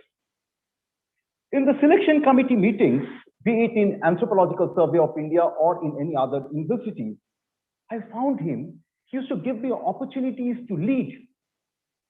And he observed closely what the experts were asking and how the candidates are responding to their questions. Maybe on the same evening or maybe a day later, we used to discuss over phone about the types of questions the experts asked and the participants or the candidates they responded. So it was a healthy discussion we used to have regularly on and off. In course of attending seminars, especially in Anthropological Survey of India, he used to sit on his chair, riveted, and take notes right from the beginning to the end. And sometimes I found him expressing disgust, not for ongoing poor presentation, but for the participants who were doing side talks, using their mobiles, talking on phone, and so on. During this more than 3 years tenure as a director of Anthropological Survey of India, I have never heard from any of the employees, many of them are friends, bad about him, nor did I hear anything from any employee bad about Professor Srivastava. A couple of months before, when I visited Anthropological Survey of India for a meeting, I felt the voidness, not only in the office, but also all the employees serving over there, and they continuously spoke about Sir, his absence, and his death. The lecture that I would be presenting here is all about some of the writings which Professor Srivastava shared with me and to many others in a draft form, right? And these are all very thick descriptions. And he taught me how to write a thick description. And how he remained indebted in a way or the other to various persons in anthropology. Let me start with one of the drafts that I received about obituary on Professor D.K. Bhattacharya, 3rd June 2019. He ushered heaped praise about DKB and expressed his gratitude for creating indelible impact on his career. When Vinayji joined the undergraduate student in Delhi University, he was not that conversant in English language. And DKB played an angelic role to develop his communication in English. DKB said one way to learn English is to write and speak English, commit mistakes, accept corrections with humility, quote unquote, I'm talking about. Vinay wrote this about. Describing DKB as an extraordinary teacher and as an exemplar of punctuality, he said that how DKB used to roll up the sleeves of his right hand and pick up a chalk, move to the board, and he used to speak very fast. But the same thing he used to repeat again and again so that the students who are not conversant with English can grasp the subject matter. In 2017, 1st December, on the 73rd Foundation Day of Anthropological Survey of India, DKB was invited by Srivastava as a chief guest and the main speaker. Now, as a director, Sir started with a note of philosophy of survey, and the objective of the survey is to emphasis on macro level cultural studies, generate large data for reaching generalization. After this introductory note, when Vinayji took his seat, DKB whispered to his ears that I will be speaking just the opposite. The emphasis I would be giving that is on regional studies and micro studies. And I'm telling you, Vinayji remained indebted to DKB because he was one of the experts in the selection committee of Director Anthropological Survey of India. And he publicly said it. Such a magnanimous, such a person he was. He even in the valedictory address of International School of Anthropology, Anthropological Survey of India, when Partha Pratim Mazumdar delivered the valedictory address, he said, "Sir, you actually helped me. You inducted me in Anthropological Survey of India." So this was Vinay. He didn't hesitate to admit in public whatever he has received from other people. On 1st of October 2020, I received an article from Professor Srivastava, and that's a foreword he wrote for a commemoration volume for P.K. Bhaumik. Many scholars contributed in that commemoration volume of P.K. Bhaumik about his life and works. And he started the foreword, quote unquote, "I am indebted to the editors for considering me worthy of contributing a foreword to it," right? The contributors of the edited volume brought in different shades of personality and academics of Professor Bhaumik. In a 3,000-word foreword, Vinay explicitly, what he called a thick description, brought out about Professor Bhaumik's personality, attire, interaction with students, his research, and he also, talking about his attire, both Professor Bhaumik used to put on dhoti and kurta. He said that Andre Berthe used to come to the department putting on dhoti and kurta. So also in 1978, Surajit Sinha also used to put on dhoti and kurta and wrap himself with a shawl. So this is how he used to bring this analogy from one personality to another. And there also he said that it was Surendranath who introduced him to Gopal Sarana, and Gopal Sarana used to call Bhaumik Sahab as Lodha Bhaumik Sahib.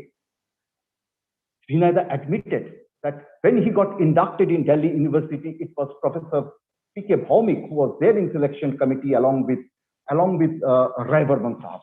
And later, Bhaumik Sahab wrote a letter to Vinay in inland. Usually, Bhaumik Sahab used to post postcards, but in an inland, and informed Vinay that, well, you have been selected in Delhi University.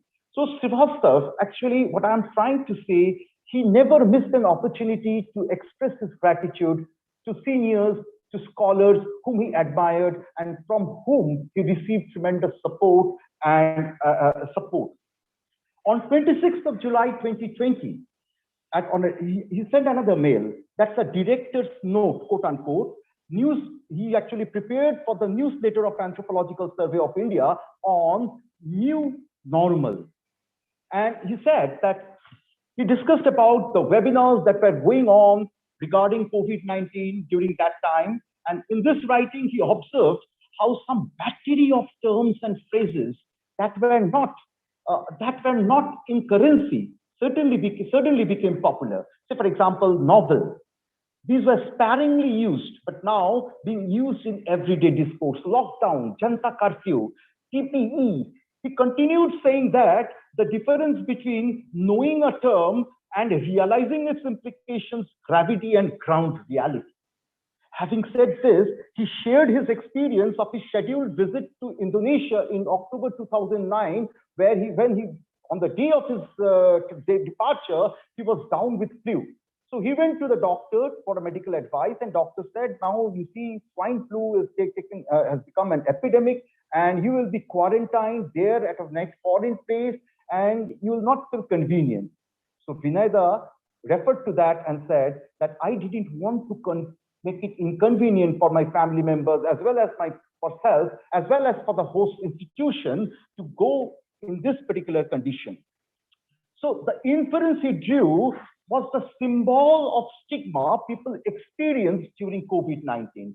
As he explained, while traveling from Delhi to Kolkata by road, there is a place called Asansol, that is the entry point of West Bengal.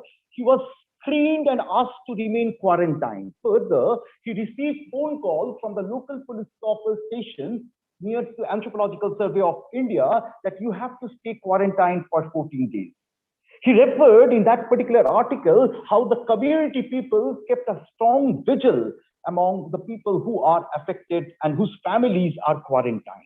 The message he wanted to communicate to it is that he urged that these issues should be dealt in a proper perspective, knowing the benefits instead of being ensnared in the wide variety of fear, perplexity, and anger.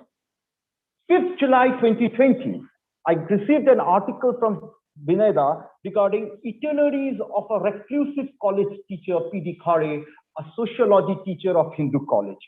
It is a brilliant article where he depicted how a retired college teacher of Delhi and also a colleague of Professor Srivastava decided to shift his base from Delhi after retirement and stay among the Baigas of Chhattisgarh, and how, with his concerted effort, he succeeded in building up a school in Baiga area, and Khera Sahab taught till he breathed last.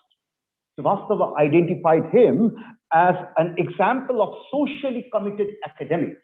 He made an interesting comment in his writing, I quote, "I learned as a social anthropologist is that the lives of ordinary individuals are worthy of study." Kheraji was a practicing sociologist and oriented towards action and advocacy. I'm talking about referring to another paper which he delivered, a lecture he delivered in Sambalpur University Foundation Day lecture, as a Foundation Day lecture, January 1, 2009. He appreciated the contribution of Professor D.K. Behera in his academics of children and childhood, and also expressed his gratitude for inviting him in 2012 IUAES in KISS. And in this lecture, Srivastava talked about what he imbibed as an anthropologist. He said, what people think is different from what they say, and what they say is different from what they do, and what they do is different from what they think they ought to have done. He continued saying, anthropology is a way of knowing others with the aid of one's own example, and it is also a way backdrop of the understanding we get from others. In continuation of this lecture, he said that the core of each institution is an individual. He is the builder, the innovator. He can also be a colony of termites. He can devour it, hollow it from inside, causing it to wither. Or can he be like a bee, slowly manufacturing nectar, the needs nectar for the entire world, and over time make it grow like a hive, fulfilling the needs of all, including posterity and the generation, and guaranteeing its survival. He provided a philosophical understanding of the university. He said that universities are not employment exchanges. He lamented why in some universities, are not specific departments are closing down because they are not getting sufficient students. Universities should reflect upon the human conditions and the condition of all beings in the universe. In another interesting article, which he published as an editorial note in Journal of Indian Anthropological Society, the journal which I am serving as the managing editor, that is entitled Remembering Scholars and Academic Ancestors, Paying Them Tribute. Actually, he was invited in a particular university to deliver a memorial lecture on Nirmal Kumar Ghosh. And he was given a time of 1 hour. He prepared an exhaustive write-up on his lecture, and he prepared 2 drafts. One is the full-fledged lecture, another one is the bulleted point. He wrote that I prepared 2 versions because in S.L. Doshi Memorial Lecture, the chairperson said that don't read out the entire script. You better speak extempore and pick up the points and develop. So he was carrying both the drafts, the full write-up as well as the bulleted points. But what happened? Before he took the stage, somebody came and informed that it will not be a 1-hour lecture, it will be 20 minutes lecture. That actually Srivastava couldn't digest.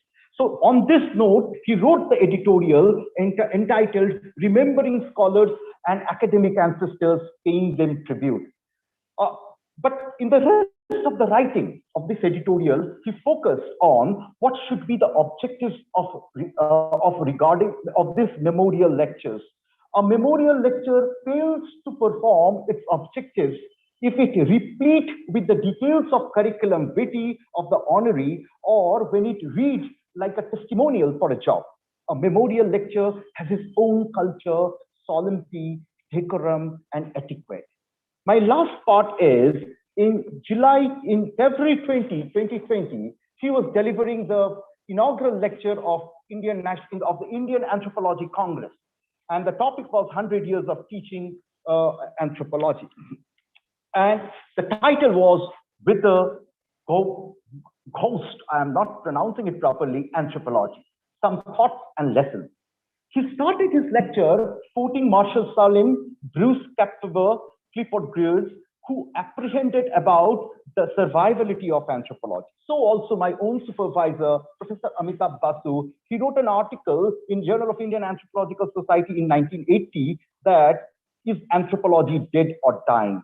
Because he said that anthropology doesn't have lack focus, objectivity, lack central theme, there is a lack of innovative ideas, and anthropology will die sooner the better.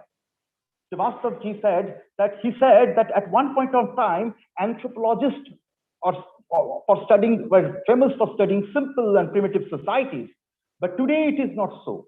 So appeared salvage anthropology. He said how biological anthropology research is more and more getting inclined to medical sciences, social anthropology drifting towards sociology. However, he showed concern about the dismal of future of anthropology due to loss of objectives.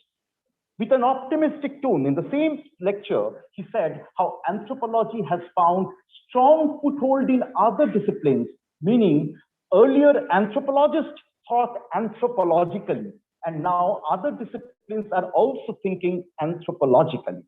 While speaking about the integrity of different subdisciplines of anthropology, Vinay, as an insider of DU, lamented that there is rarely any research collaboration between biological and social anthropology, and anthropology was more a fraternity of subjects rather than one united discipline. Whatever I said, I tried to depict the way he viewed his life, the way he viewed the world, and I believe Sir was a teacher. I will not say I believe, it's true that Sir was a real teacher and is still teaching us through different shades of his writings. His life was anthropology and anthropology was his life. With these words, I end my lecture. I pay homage to Sir, whom I revere, whom I respect, and whom I consider to be my mentor. Thank you so much for giving me this opportunity.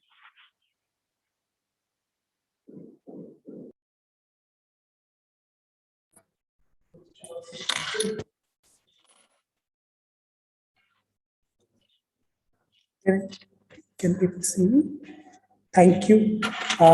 Thank you, Professor Subho Ray. Thank you very much for your very heartfelt deliberation. We really appreciate that, sir. Without any further ado, I would like to invite Professor R. Siva Prasad. Professor R. Siva Prasad is a professor, is now an honorary professor at the University of Hyderabad. He has taught social anthropology at Hyderabad University for nearly 3 decades. Professor Vinay Srivastava was very fond of Professor Siva Prasad, and he introduced us always to Professor Prasad when he came for conducting Vibha Joshi examinations in the department. Sir, over to you. Thank you very much for joining us. Thank you very much. It is always a pleasure to talk about a close friend, Professor Vinay. In fact, I feel so this thing because the time has moved so fast. It's a year almost. In fact, I remember on 2nd, he was to deliver the keynote address for the Denotified Tribes workshop, and I was to deliver a talk. And that was where it was mentioned that Professor Vinay has taken ill and is hospitalized, and but otherwise is all right. That's what he announced. But I was not in a mood even to talk. But then I finished this thing, and then after that I just messaged him, "Oh, I think what has happened? You'll be all right." Then he immediately replied, "I'm in ICU." I said, "Get well soon." Then immediately the message that he sent me was, "How was your lecture?" You see, he, even at that kind of a thing, he was concerned about the way things are to be done. And that is the man, because he is always for encouraging his friends and trying to be, even if he is critical, he is not critical in a negative sense. He is always been critical in saying what further could have been better if you talk or things like that. In fact, it was a very long journey when we have interacted on many occasions and on many things. But then it was one of the important and memorable events for me was in 2007. In 2007, I joined the Denotified Nomadic and Semi-Nomadic Tribes Commission headed by Renke. And that was when I asked Vinay whether because it would be nice if he can help the commission. And I spoke to him and immediately said, Shiva, I am there for you. Don't worry. We will do it. And I specifically thought of him because of his work on the Raikas and the kind of dedication he has and the kind of concern he has shown in all his writings. I thought it must be him and nobody else who can do justice to the report that is going to be written on the denotified nomadic and semi-nomadic tribes. And I specifically wanted him to concentrate on, I told him, you see, the very problem that we face today is the problems of definitions. And that is when he said, Shiva, I will take care of, don't worry about that. I understand what you are saying. And during that period, he was working on that. And then he's also asked me, because he is very, the way he coaxes people to write is admirable. Because when he asked me about anthropology, we are bringing out an issue in the Eastern Anthropologist. And then I said, I will write a small, in fact, I was a bit late because I had been to a conference in Islamabad and then came back, and then I sent him the write-up. He said, Vinay, I have sent you this draft of my writing. It is the What Ails the Indian Anthropology. That was the article. And I said, you have a dustbin next to your table. If it is bad, you just dump it in that. Otherwise, tell me what improvements I can do it. And I sent that not even in 1 hour. He shot back in the email. He said, Shiva, you have written excellently, and then what many of us do not dare to write, you wrote, frankly, and without mincing words. And I made small changes, but otherwise it's going. The small changes means I never used to use I. I said, as a student of Srinivas, I said, he said, I as a student of Srinivas, he added. That's the only thing said. In fact, that was when he said, Shiva, you must be into the business of writing. You know, because he has seen my earlier presentations and other things. He said, why don't you write on all of them? I said, they are half done, or I'm not happy with them and all that. So he was such a kind of keen eye on not only the detail, but also the way in which one expresses, the varieties of ways in which one writes. And that is what he always used to be fond of and used to encourage. And, when it came to the report writing, in fact, he took a little longer time than, generally he does. And because of his other commitments, he was supposed to send that write-up on the definitions part of it.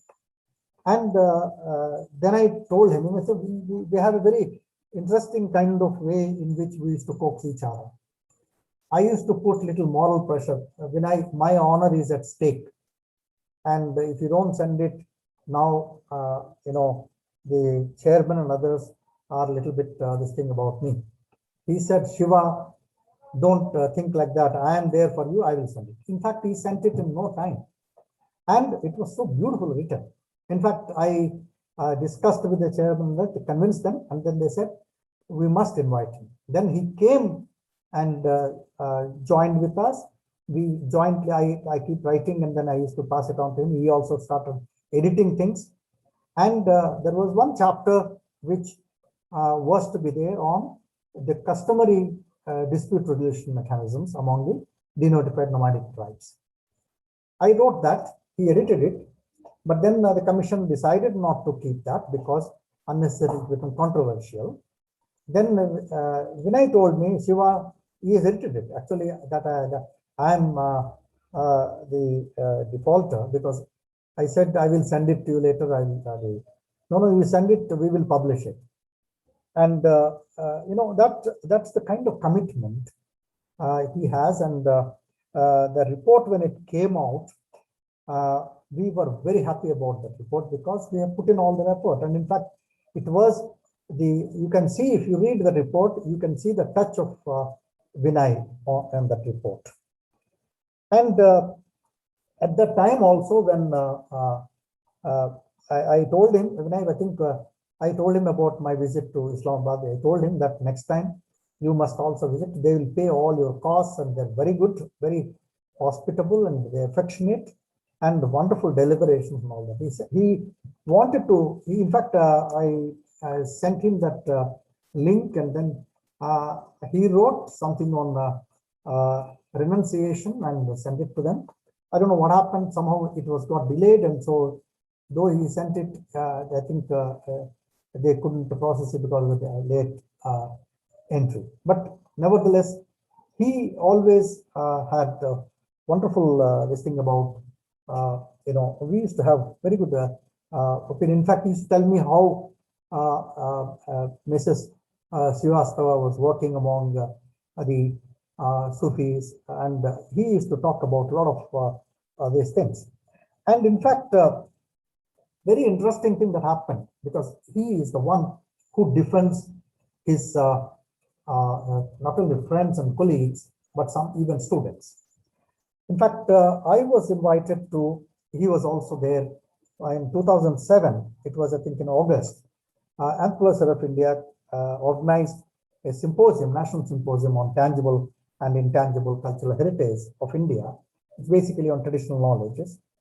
And I made a presentation on something on exploring the voices of traditional knowledge, where my basic emphasis was on how do we gather data, what kind of things that we need to do. That is methodological issues I touched upon. Professor Yogesh Atul was there. Yogesh Atul was a little bit making, very light of my presentation. It was Vinay who took it up and said, it was only Siva Prasad's paper which discussed about methodological issues in gathering traditional knowledge systems. I think we must recognize that kind of a contribution. In fact, he was forthright. I was countering Professor Atal, but then I didn't want to be disrespectful at all. But then it is their opinion. I thought it's all right. But then you can see the way when I discussed with him, Shiva, you must expand this, and the thing, these wonderful points you made. I think these are interesting. In fact, the point why I'm making this is these are all maybe personal, but they are not just personal alone. This is the attitude of a scholar towards the other scholars, and the way in which he tried to encourage. In fact, I did write a couple of papers on his suggestion, and one of the papers is about writing the thesis and the kinds of things like that. And he said, Shiva, you can be more autobiographical. I sent that. It was supposed to be for the Eastern Anthropologist. He straight away told me, Shiva, I am not putting it in the journal, but I am straight away putting it in my book, which I am bringing it out. And of course, he published that. Unfortunately, that copy of the book, I don't have it. And he said he promised to send me, but unfortunately, the end came too soon, and I am unlucky about that.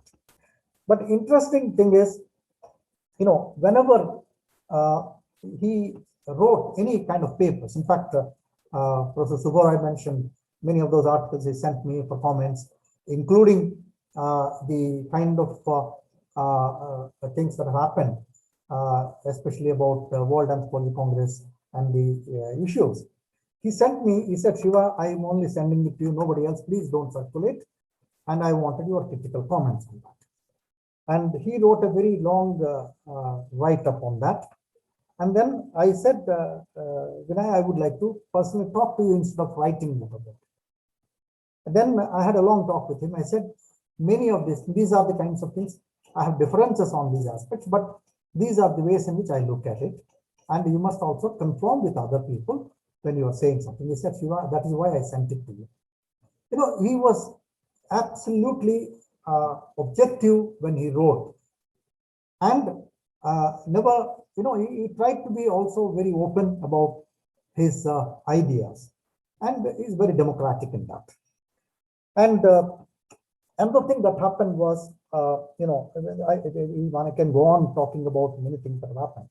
In fact, we used to discuss whenever we used to talk about, because I used to tell him about the humor that Srinivas had in many of his interactions with me.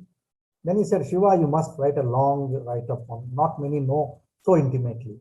I said, if there should be time for that, I will write about it.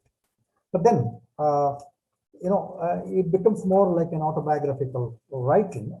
But then, when we were, he also sent me in, I think, 2015 also around, his write-up on the tribal policy, which was published later.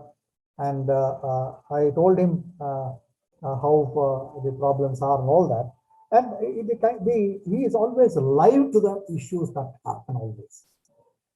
And in fact, in 2017, he also interacted with me about his interview with Chancellor of India.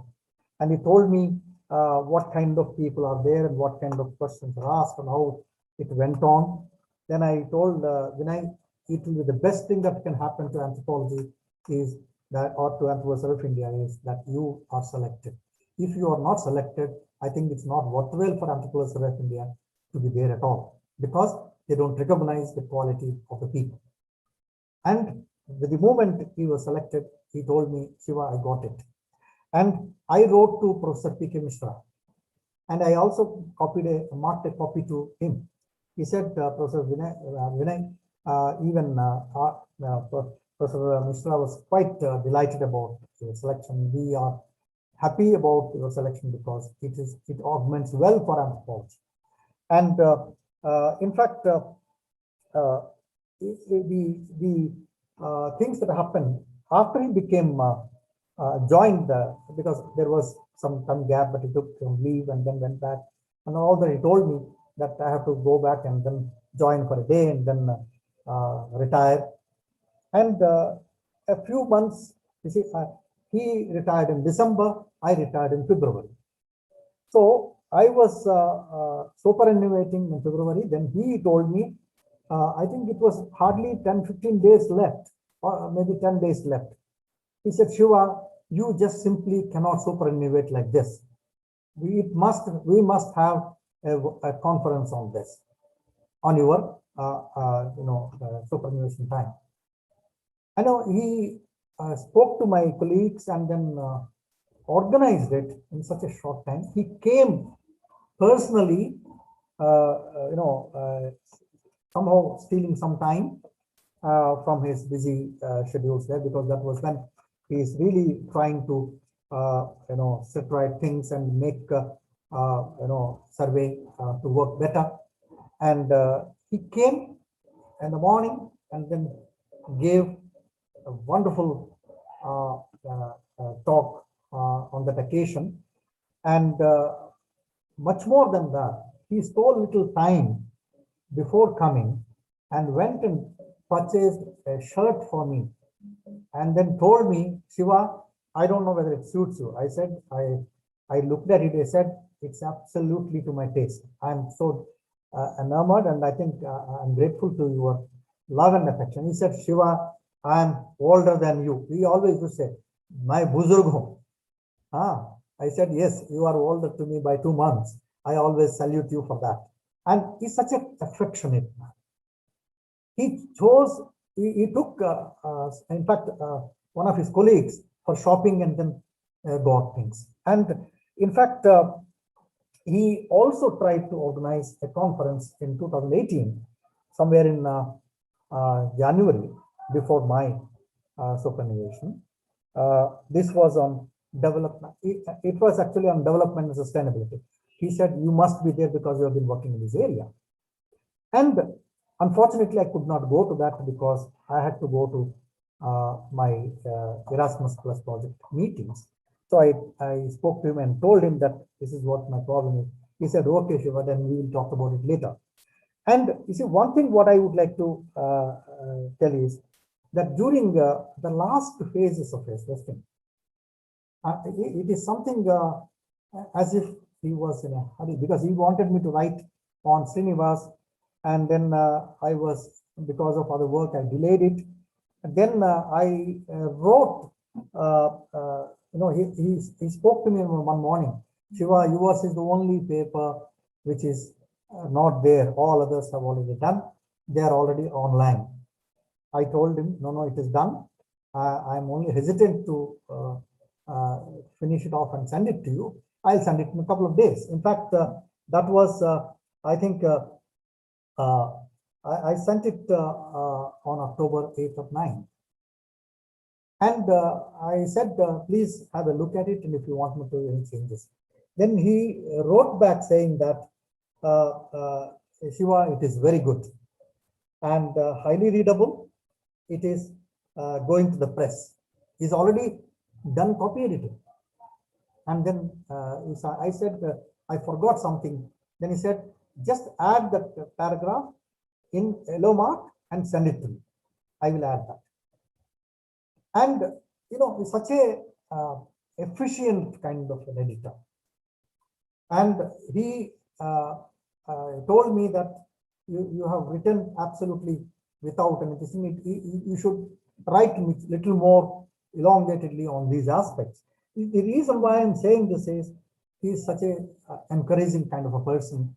He tries to, that gives you kind of a feeling to work much better than what you can.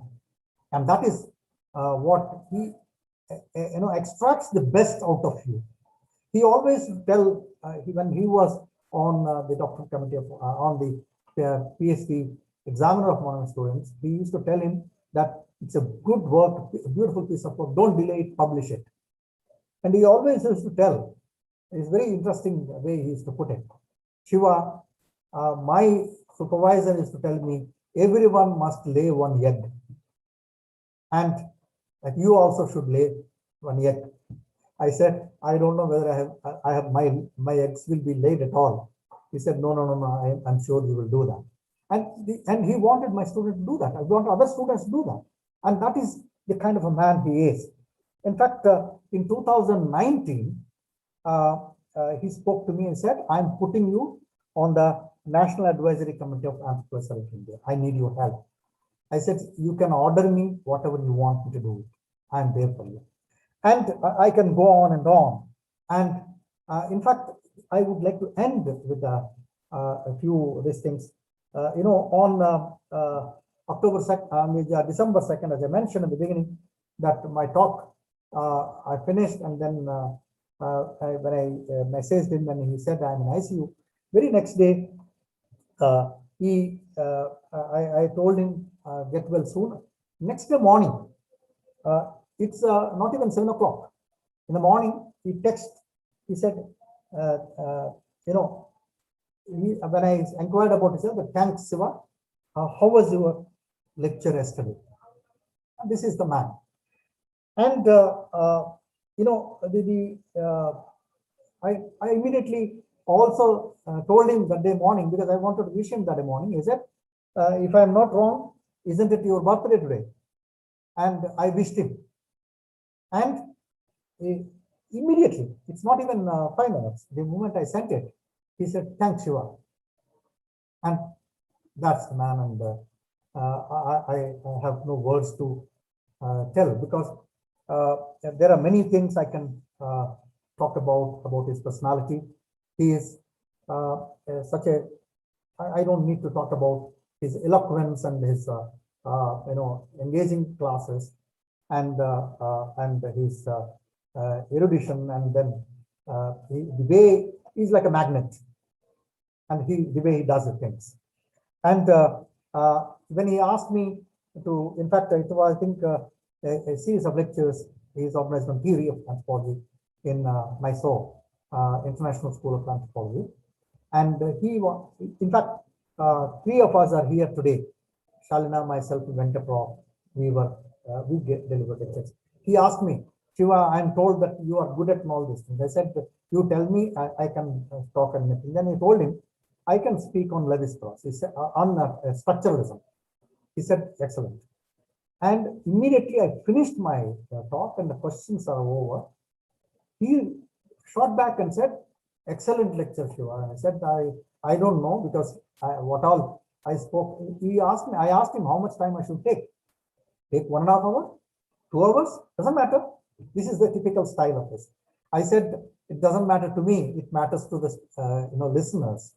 I can engage them, but then because it's online talks, they can switch off and forget about me. And then he said, no, it was very good. I'm happy about it. And that is the man, because he always wanted, he said he's in a hurry to do best things. We are the unluckiest people to lose him. And, but then he will never end, because all his writings, all his, the memories that we cherish every moment. And it's always, I always feel that he's staying somewhere else, because I have not seen him passing away. I only heard. I saw him in a photograph, but I always think that he's there, and he's there for me. He always, I'm in conversation with him. In fact, I wrote a small bit of it on it in conversation with Vinay Srivastava. And I hope I'll complete that one of these days and send it across. Thank you very much. Thank you. But my humblest homage to him is to think of him as alive with all of us. Thank you very much. Thank you. Thank you very much, sir. Thank you for your, I don't know how to, I think it was a very, very personal tribute to Vinay sir. And we are really grateful to you for joining us today. Professor Basa has joined us, and he's our next speaker. He's currently the Vice Chancellor of Maharaja Sriram Chandra Bhanja University, Baripada, Odisha. He was the Tagore National Fellow, Ministry of Culture during 2019-20, and he's also the chairperson of Indian National Confederation and Academy of Anthropologists, INCA. We welcome you, sir, to deliver your talk, your reflections on your friendship with Professor Srivastava. Thank you, sir.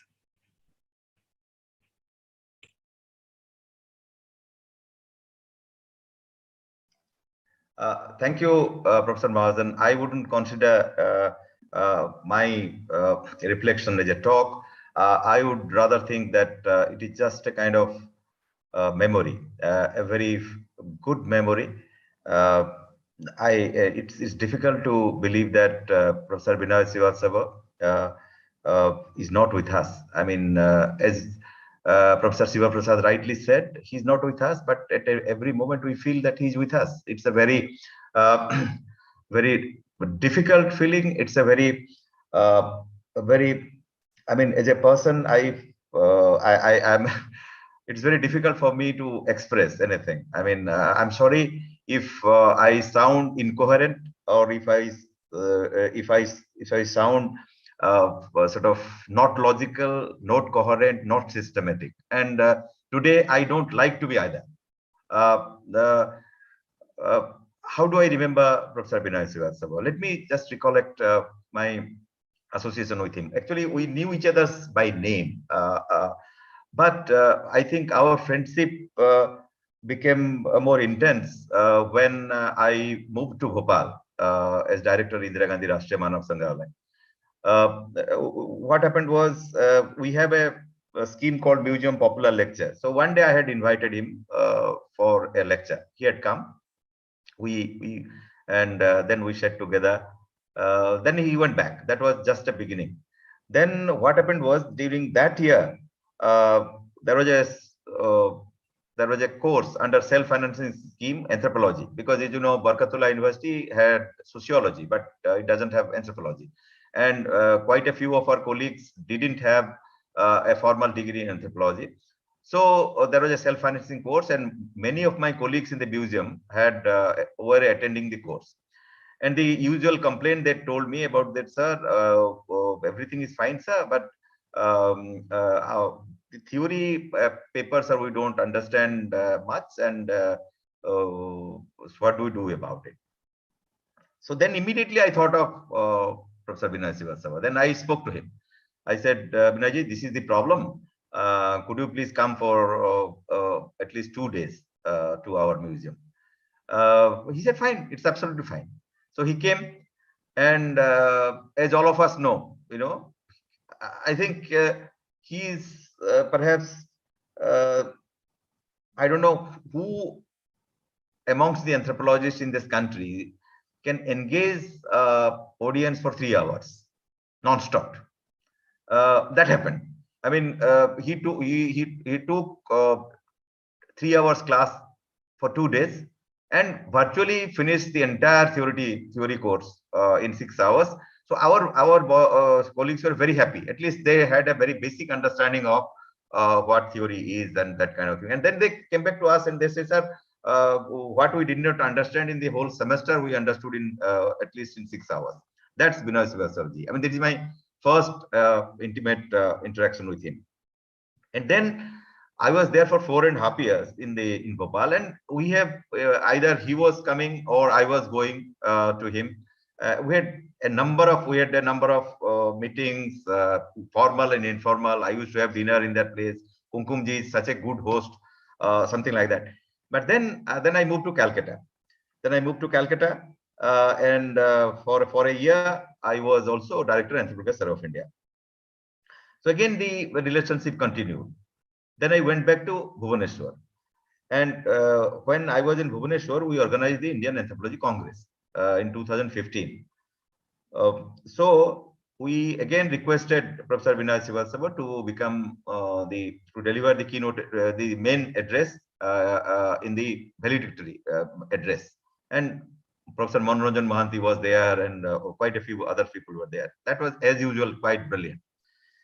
Then again, he became Director Anthropological Survey of India, and that was, I must say, that was I was so happy. I was so happy because I felt that at last Anthropological Survey of India got the best person from the country to lead the organization. I mean, the problem with Anthropological Survey of India was that I think from 2003 onwards, it was the organization was headed by in-charge directors. Professor Kamal Mishra was in charge for 2 years. I was there for 1 year. If you remain an in-charge director, you can't sort of deliver the way you should be delivering as a regular director. So when he told me that, Kishore, I'm moving as Director Anthropological Survey of India, I was very, very happy. And all of us know what transformation what radical changes he made to Anthropological Survey of India. Planning commissions, the very big project from Planning Commission, and there were other 2 projects also, very huge projects, and he completed. The best thing about Vinayji, all of us know, is that he never ceased to be a professor, even though he became Director and Professor of India, because he was personally editing anything and everything the way a usual professor used to do, which is very difficult. I must say, I was a director also of Anthropology of India. You remain busy with so many other things that your academic input becomes a casualty when you become a director of that kind of thing. But he was very meticulous, and I was lucky that he was at one point he was staying in one of the quarters in the Eastern Regional Center and I had come from Bhubaneswar. Then he said, Kishore, why don't you be here? So both of us spent one evening together. And as usual, when he gets up in the morning, he's very particular about brushing his shoes. I mean, those who know him, they would know, these shoes must be very sort of dazzling kind of thing. And mind you, he was supporting us like anything in organizing Indian Anthropology Congress. 2020 Indian Anthropology Congress, I tell you openly now, without Professor Vinay Srivastava, it would not have been organized. There was a big crisis for some reason, and the host university could not do it. So I flew from Calcutta, from Bhubaneswar to Calcutta. I spoke to Vinay, and then Vinay said, "Don't worry, Kishore, we should get our Dada, Dr. Chakravarti from Asiatic Society." So Dr. Chakravarti, myself, Vinay, and Professor Das, who was president of Indian Anthropological Society. So all four of us sat together. And then Vinay said, "Don't worry, Kishore. One day it will be hosted by Asiatic Society. One day we will host. Don't bother. Don't worry about it." And both of us organized the round table that year. And that's very shocking, I must tell you, because we were discussing about the challenges of anthropology in 21st century India. And I think 10 or 12 speakers were there. And then what happened? I was not keeping well. So I thought that because I'm not keeping well, it is Vinayji who will be editing that stuff. So I wrote to Vinayji that Vinay, please do it because I can't do it. He said, all right. And then accordingly, I wrote to different authors that now Vinayji will be editing this and you'll be writing. But can you believe it could not happen because, things happen. Then I fell ill. I became a victim of Corona. But before that, because of the shutdown, so sometimes he was coming by road from Delhi to Calcutta. And that was the time he used to call me. So that, he had plenty of time. So we used to sort of speak to each other about 45 minutes, 1 hour, like that. But mind you, perhaps that was the last kind of talk we had. And I never realized that, because immediately after that, I fell ill. And as most of you know, I was hospitalized for 20 days, and out of which I was in ICU for 15 days. But God was kind enough, due to the best wishes of all of you, I survived. And I know he was constantly in touch with people who know about me. And when I came back from the hospital back home, he used to send me messages. He has spoken to me. But in my wildest imagination, I never ever thought that within 1 month he will fall ill. And the worst thing, this thing is that he knew that 23rd November, I got this appointment of Vice Chancellorship. He knew it. He has congratulated me.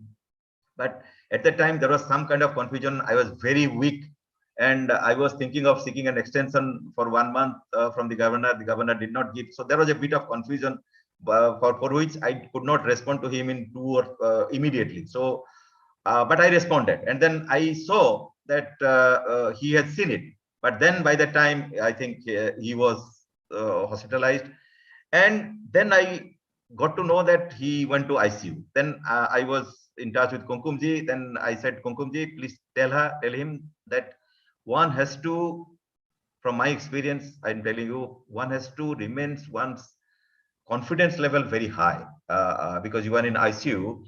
And the strange part of this disease is that the moment you feel psychologically weak, your what is that called? That this oxygen level, but that immediately, it is directly related. I have seen that. The moment I was feeling nervous, see, it will come to 95 to 90, 90 to 85.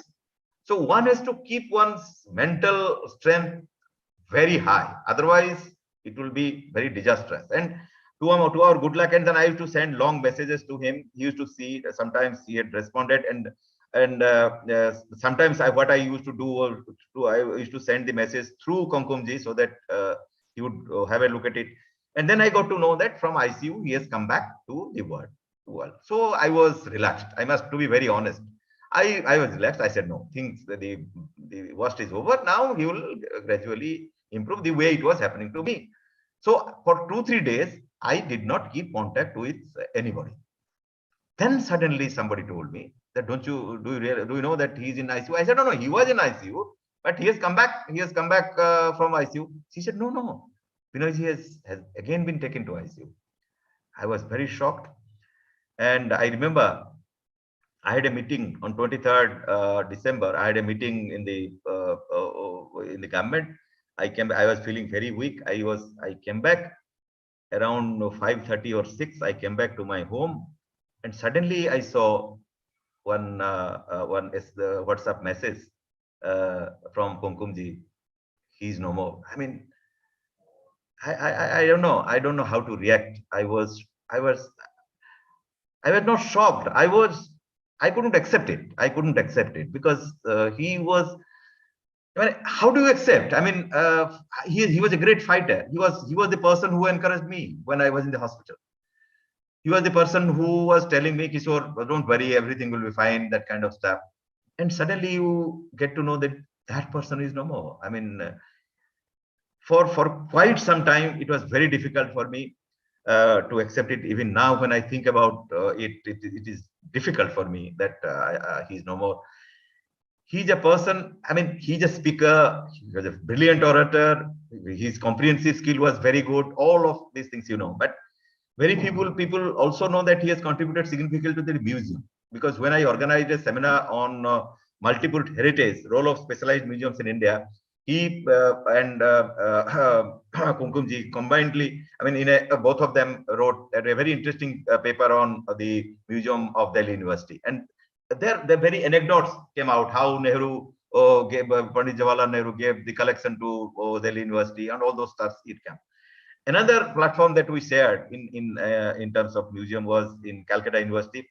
He was invited and I was invited.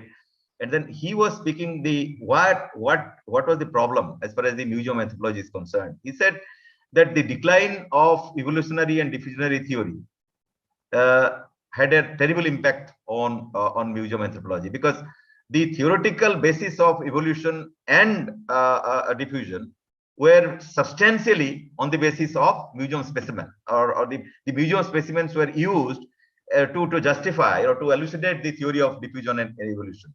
With the decline of these theories, you know, museum anthropology went to a backseat. But then he said that from in the last one or two decades, again, museum anthropology is coming to the center stage. This was his view. And another platform we shared was in Bhopal, when as a Tagore National Fellow, I was organizing a conference on the museums in India, museum challenges, something like that. And he delivered the keynote address. I wrote that ethnographic museums in India. So he made a critique saying that why it should be ethnographic museums. It should be said that these should be anthropological museums rather than being used as ethnographic museums. So, and as you know, he was a good singer. He used to enjoy music like anything, and a very suave man, a very I would hate to use the term aristocrat, but I would certainly use the term very sophisticated man, both in terms of he was very conscious of his dresses, in this sense, not in a kind of this thing, but whatever he used to put on, it should be properly ironed and that kind of stuff. His shoes would be very shiny. These are typical aspects of Vinayji. And I don't like to celebrate him as a great academic, which all of us know he was. Today, I want to remember Vinayji as a dear friend, and a friend with whom I cannot forget for the rest of my life. He was such a dear friend. Thank you.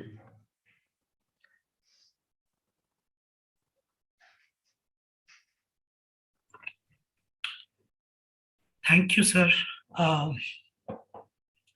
Since morning, I think these bouts of,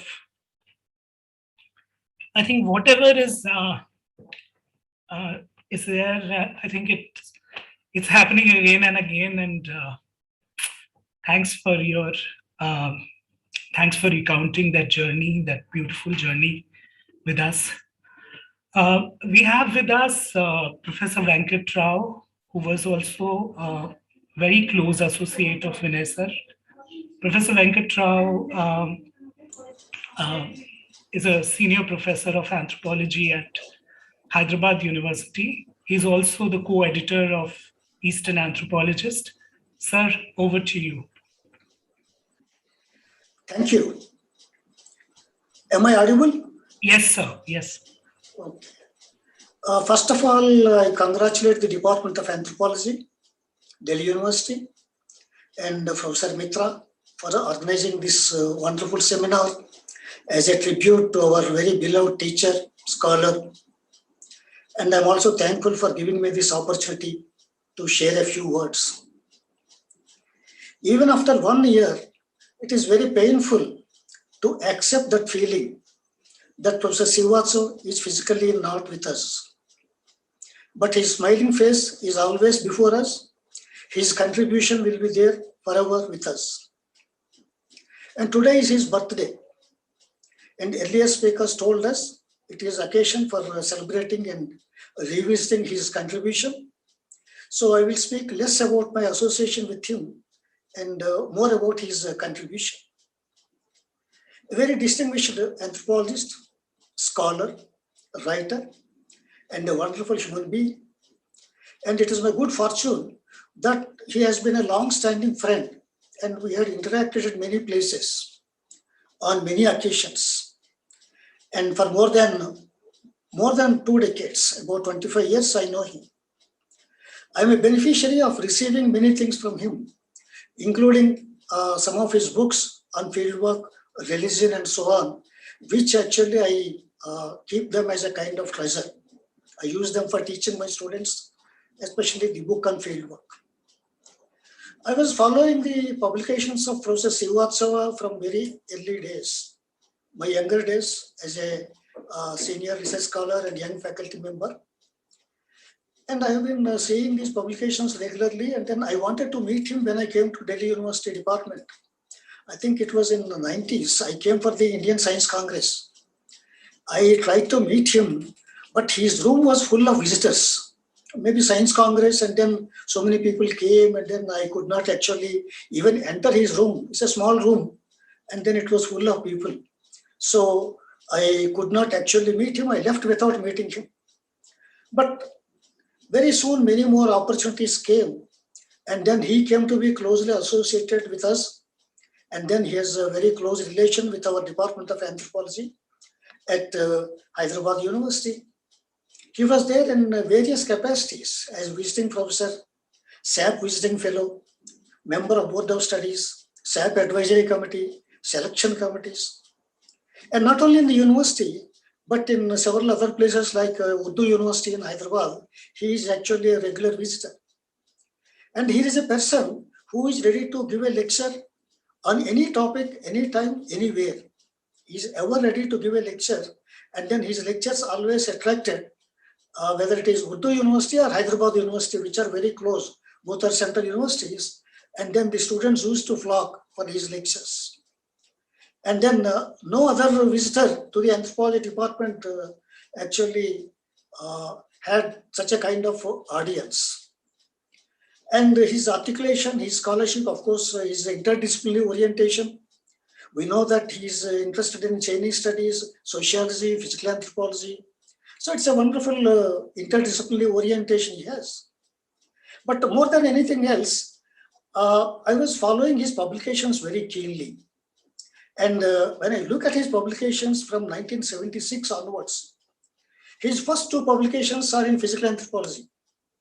And then later 2 publications also are in physical anthropology. Then slowly he shifted to social anthropology. And then in social anthropology, his first publication is on integration of anthropology. So again, physical and social combined together. So the first paper, very interestingly, is about estimating breathing capacity from height among Nepalese, which is jointly authored along with the other teachers in the department. Then the next paper is about, of course, the routine paper of hand clasping and then arm folding and things like that. And then he shifted slowly to physical anthropology. And then I followed his publications very keenly.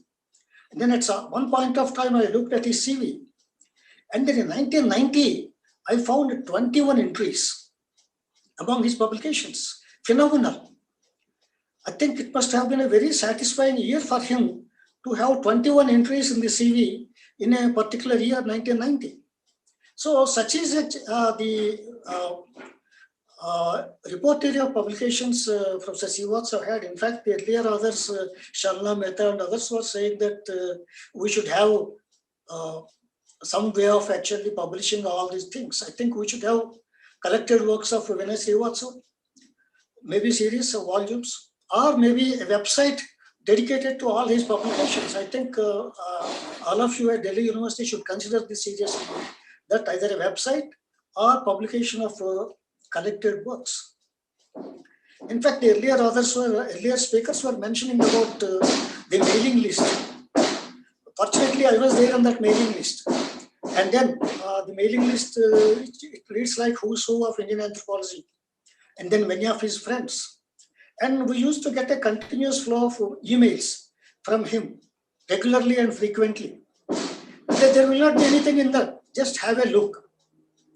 Have a look.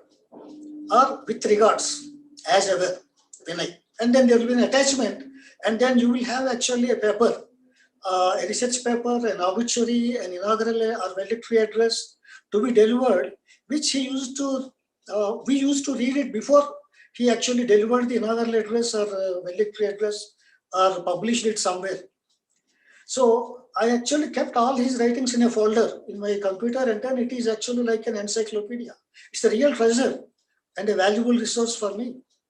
And then when I looked at this folder containing his articles, he sent us attachments regularly over years. It has a range of topics: theory, fieldwork, biographical accounts, obituaries, religion, caste system, family dynamics, medical systems, anthropological methods, ecological system, tribal studies, writing of culture, writing of research, most importantly, Indian anthropology. In fact, he shared tremendous interest in the past, present, and future of Indian anthropology. Anthropology in India, what was happening in different anthropology departments. In fact, I thought that he is like Adam Cooper of Indian anthropology. Adam Cooper, he wrote about British anthropology, British school and all that. And Professor Srivastava is most eminently suitable to write about or document the history of Indian anthropology, because he carried out assessment of number of works of Indian anthropologists in review papers, book reviews, and then other kinds of things. And he is actually best for bringing out this. I thought that he's like Adam Cooper of Indian anthropology. I mentioned about past, future, and present of anthropology in India. This is a concern for him, very dear concern, and he's always concerned about it, a topic very close to his heart. So I remember once he visited Hyderabad University, and then whatever official engagement was there that he has finished, then he wanted to have a brainstorming session with all the faculty members and then research scholars about the status of anthropology in Indian universities. So you see, if you have some leisure time when you are an official visit, you plan for various kinds of things, but it doesn't waste time. He said, let us have a brainstorming session and then let all of us gather. And then we were considering about reasons for the decline of anthropology, or anthropology versus other disciplines in Indian universities. So such is the concern, and then he was jotting down all the points, of course, which he was using at various places. As Professor Basa was just mentioning, the Inca at Calcutta, the 21st century anthropology, which we were talking about, he delivered a very thought-provoking lecture about the status of anthropology in India, and also gave a roadmap for Indian anthropology. And how he was actually writing all these things. He's very keen in collecting material for these things. I was talking to him, and then I just mentioned that I had a small book written by S.C. Dubey, An Introduction to Anthropology. He said S.C. Dubey wrote a textbook on anthropology, a small textbook on anthropology, and then which was published in Hyderabad. Immediately, he doesn't leave me. He wanted a Xerox copy and then got it. And then that is actually the keenness to gather material about Indian anthropology and the contribution of anthropologists. And one thing I remember from his articles and papers is actually his interest in doing memory ethnography, meticulous documentation, and then thick description, as other colleagues actually called about, because he has a very vivid memory. He remembers all details and then meticulously, which helped him because he has a very keen observation and then a deep interest in the discipline. So we have actually publications which are very interesting. Remembered City, Lived in City, Delhi as I experienced, Delhi of my consciousness. So this is actually something which comes out of a memory, vivid memory, and then also keen interest in the discipline. I think I'm speaking at the fag and then I'll finish quickly. Only two interesting projects I want to mention which he has carried out, which we received in his publications. How many of us think of assessing the impact of anthropology on the students? And he actually did this kind of exercise and published a paper, Impact of Education on People, how it enlarges their vision. This is actually of interest for him. And then he advised the postgraduate students of anthropology final year to write up how anthropology impacted on them.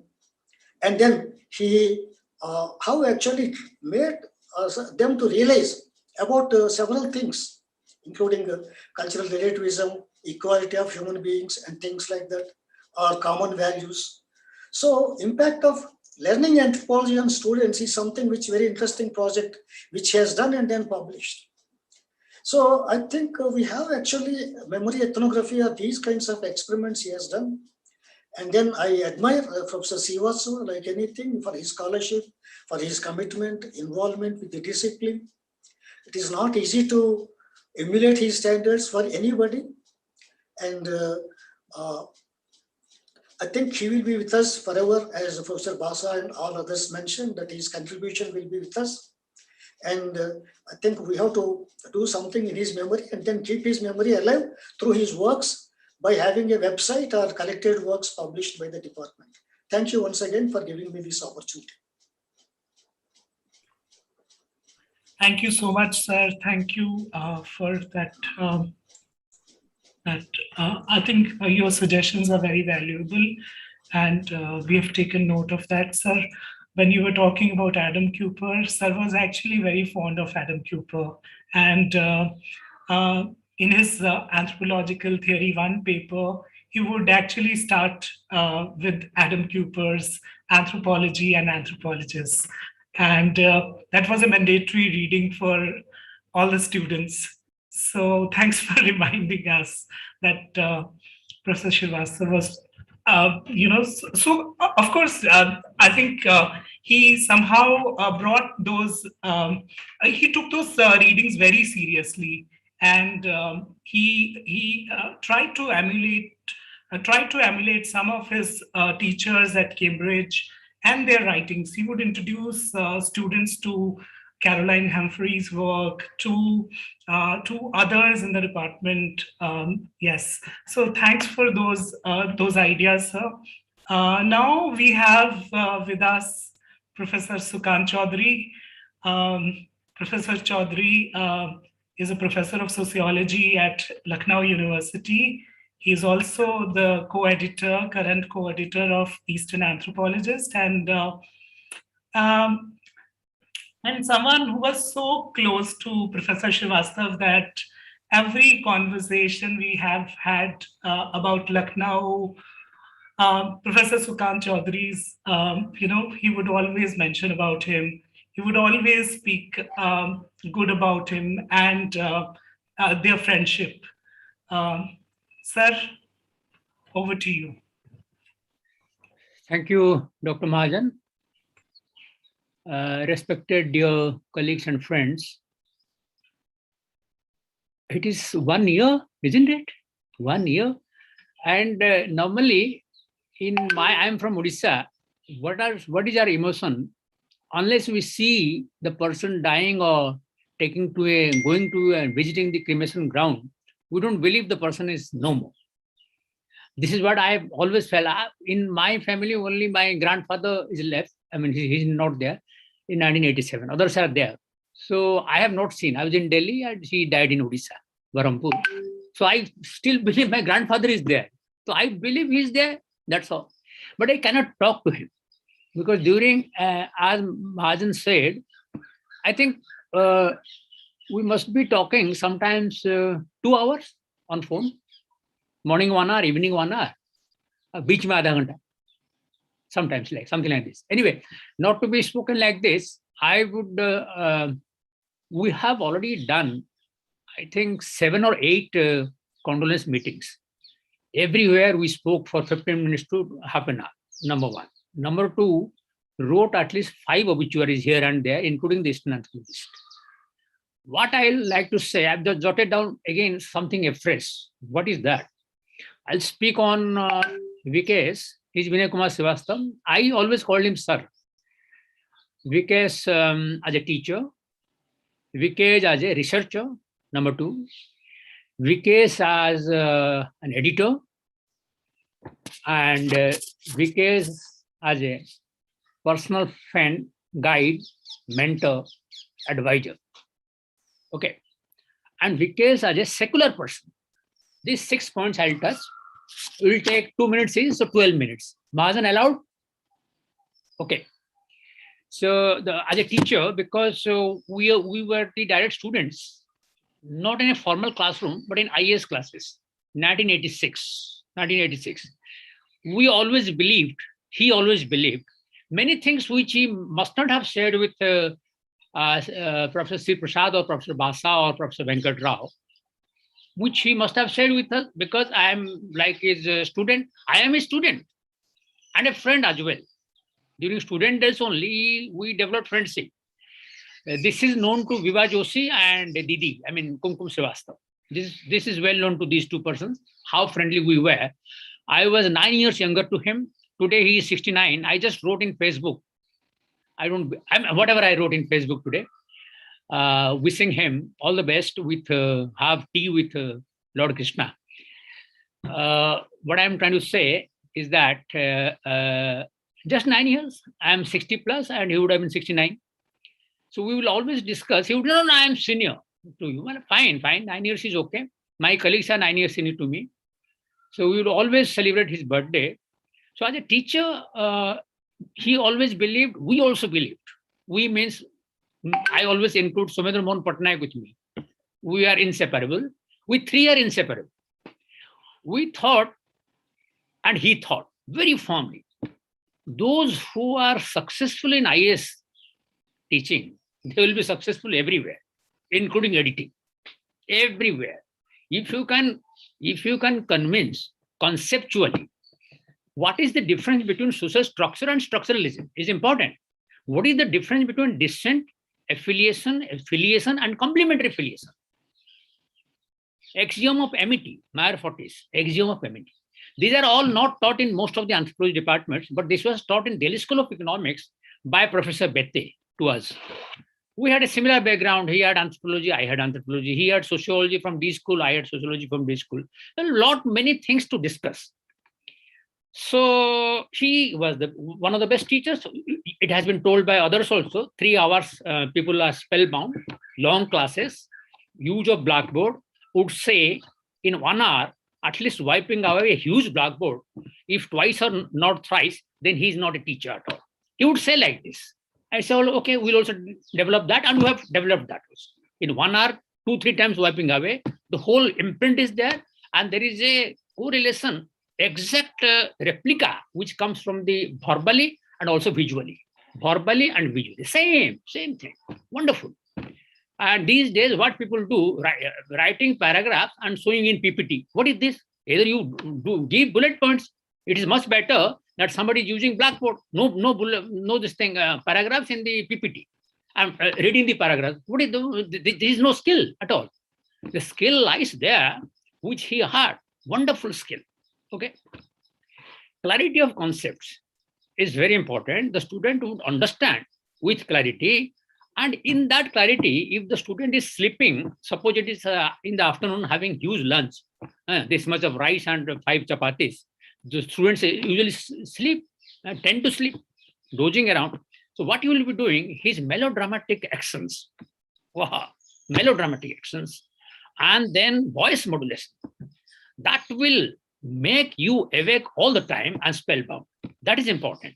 Because the weak moment, you are not in a spirit from afternoon, in the afternoon session. Mostly you are not in a spirit. Today, all of you are in a spirit because the topic is so vibrant, that is a different thing.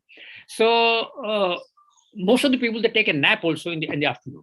But even the students, I remember we used to stay in Jubilee Hall, Delhi University. People used to take a nap, and his class would be at 3:30 p.m. Okay, so we would be there, and vibrant content-wise, clarity of concepts, and we'll be with referencing. Okay, Karl Marx. Okay, 1848. Clear referencing which press. That we learned after MA from him only. Then Radcliffe Brown, 1952, Radcliffe Brown, 1955, MN, whatever, all referencing in a classroom. This is very important, and that is written in the blackboard. You can write it down. You can easily write it down. It is not a going on lecturing, fast lecturing and finishing the class. Very slowly saying things with melodramatic accents as well as voice modulation. So these are all his teaching ways. He taught 10 years in Hindu College, 76 to 85, and here at Delhi University, 33 years. Okay, and 23 books edited, including edited books. Then about 145 papers. Venkat Rao Sahab said that he wrote 20 papers in 1 year.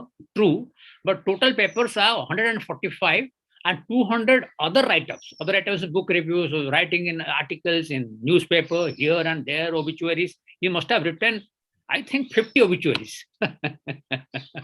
50 obituaries of anthropologists. And many people used to say, "Sir, I'm very living obituary. Please write one for me as well, so that I'll give it to someone after I die." But whatever happened, we are witness to that. So that was the story. The dress code is very wonderful. The teacher has to be imposing. The teacher's dress code is very important. Not very, very costly or very exuberant, but white shirt or some plain shirt and a steel gray or dark gray pant, or sometimes black pant. That's all. And one or two in the winter, one or two coats, one or two inners. Actually, I mean, he started wearing inners in Lucknow itself. Lucknow is very cold, equal to Delhi, and he started wearing inners from Delhi only. I mean, so from Lucknow only, we went to purchase that in Azarganj. I remember he was a frequent visitor to Lucknow. I was a frequent visitor to Delhi. So every month we must have been meeting, let's say twice or thrice for various lectures in our department. I was the director of MBA Rural Development and Management course for 6 years, and all 6 years you would come at least each semester twice or thrice to take methodology classes. Okay. So the classes are compelled to be spellbound, because the imposing style, dress pattern, the whole action coming to the student in the middle benches and going back to the platform there, and then starting writing. So all these things are very, very touchy and very imposing type. So people are very, very interested to attend this class. No question of being lazy in the class. Now coming to point number 2, as a researcher, what is all required as a researcher? That was all with him. One is objectivity, and some amount of subjectivity has to be mixed up. That is there. New readings, good readings, because he got an opportunity to read all these things as well. One opportunity is given by the journal, because of editing the journal. He started editing the journal. There was an Anthropologist journal by the researcher of Anthropology department due long back. As a student, he was associated with that. Okay, there was one Mahajan who passed away. What is his name? I'm forgetting. Some Mahajan. With him, he wrote 2-3 papers, and they edited the articles. There was another journal, I'm forgetting that, edited by late Professor Surendra Nath. With him, he was the editor also. Then there was another journal by M.K. Bhasin Sahab. M.K. Bhasin Sahab is also no more. M.K. Bhasin Sahab. That was called Journal of Ecology, where we also wrote our papers. There also he was editor. So that editing skill brought in him a lot of readings actually. So all these readings made him a very good researcher, because the actual research started during MPhil. It was a secondary work in Chinese studies. His MPhil was in Chinese studies, O grade, from Delhi University. MS Sociology, Delhi School of Economics, topper, gold medalist. MSc Anthropology, Physical Anthropology, topper, gold medalist. Phenomenal. So he developed a great researching skill with objectivity, relativity, empiricism, and ethical neutrality. He did all this, we learned from him because during his Cambridge days, he went to Cambridge in 1988, stayed there for 6 months, did his coursework under Caroline Humphrey, then came back and did his fieldwork here. He was here for about 1.5 years then. Then again he went back. Those 1.5 years are a wonderful learning experience for us. For us, means me and Somendra Patnaik. Whatever, I mean, I agree. I confess whatever I am. If I am able to speak, that is because of him. Mostly because of him. Okay. If I am able to write, that is only because of him. If I am able to edit, that is only because of him. I have learned everything. The first 10 or 12 publications are because of him. He has edited, including the first book on tribal development, myopic development, cultural lens. The idea was given by Professor S.C. Dubey. Professor S.C. Dubey has written the foreword to that book, my book. But 3 chapters are almost rewritten by Vinay Srivastava. Okay. I used to take dictation. I must have taken dictation of at least 10 or 12 of his papers, which have been published. 10 or 12 papers. I used to give dictation. Department will be closed. Then we will be sitting outside. Why? It is Sunday. It is not open. But let's sit in the lawn. Beautiful, wonderful garden in front of Anthropology department. All of you who have visited, we will be sitting down there and he will be dictating. I will be keeping on writing. I will not get bored. Once artists go, 25 pages I wrote. Means I must have spent 2-3 hours without even going to the loo. Then there was no loo, no question of loo. We were young. So that is very important actually these days. Then having a tea at Jai Jawan's stall and one bread omelette, 2 toasts and 1 omelette. Then smoking all the time. Okay, smoking was a great hobby for both of us. Together smoking most of the time. Then he left at the age of probably 54. I left at the age of 55, something like this. Great. And he was a good, not a voracious eater, but a good eater. Non-veg food he always liked, which he left at the age of 50 or 52. Non-vegetarian food. Meat, chicken, because Didi loves to cook. Didi cooks, and we have had many times dinner at their place. So as a researcher, his referencing is wonderful. The referencing he would say, why referencing is just like any ornament for a girl. The girl doesn't forget, the ornaments or does not forget to apply lipsticks. So why should you forget to apply a comma or a full stop or a italicized or a bracket or this and that? Why? Something like this. It's the beauty of technically the thesis has to be perfect. Most of the thesis, his ideas, most of the thesis, it may not provide you, some input, some wonderful thing, some new concept. But the thesis must be technically perfect. What is technically perfect? There should be some introduction. There should be some theoretical background. There should be some theoretical interpretation. There should be some objective. This is what he used to say. This is all required in research. Wonderful teacher, and as a guide, again wonderful. And he would correct the whole thesis, If it is 300 pages, he will edit the whole 300 pages and he will change the at least first 2-3 pages and rewrite the whole thing so that it looks wonderfully well. And the end also 2-3 pages. This is what we have learned. We are also doing it like this. Just we have learned it from him. Always removing first 3 pages and writing, taking ideas from them, making the language better. Here I have to also speak write in Hindi. So I used to dictate people, whoever is submitting. This has been learned from him. Okay. So and another why he developed such a wonderful interest in research is that because he must have taken in these 33 years, not less than 7-8 times to MSc and BSc students of Delhi University Anthropology department to field trips, different areas. I remember Nagaland, Vibha Joshi, it was the first field trip of Vinay Srivastava along with Professor Marwa. I remember all Vibha Joshi's class fellows. One is very close to me, two. three rather, Vibha Joshi, Nilika, Nita, these three. A very Nita Mathur, IGNO professor, and Nilika Mehrotra, JNU professor. Vibha Joshi is here. And a few more, I don't remember now. Krishna Kali Majumdar, yes, she is a professor in one of the US universities. That is a great batch. And he would tell us the whole experience. Then we did not have mobile phone, neither they had any landline phone there. So when he came back, we had long discussions on this. So the research interest developed from all these things. One is reading, lot of editing, and from students' thesis, and taking students to field trip, and his own field work on Raika and Rabari. Raika and Rabari, those who have written on them, they must not be knowing so many things. I know so many things about Raika and Rabari. I mean, sometimes the old people, like my father, would tell me, my father is about 89, he would tell me some episode when he was, let us say 10 years old. And he will repeat that after a month. Then again, he will repeat that after a month. Like this, old people. Sir was not old. He was 36, 37 years. But he would again say, then what happened? The Raika fellow came, something like this, repeat it. Oh, so many things we know about Raika Rabari. And I do not know about my food culture. I know everything about Raika and Rabari because of VKS, only because of VKS. Wonderful.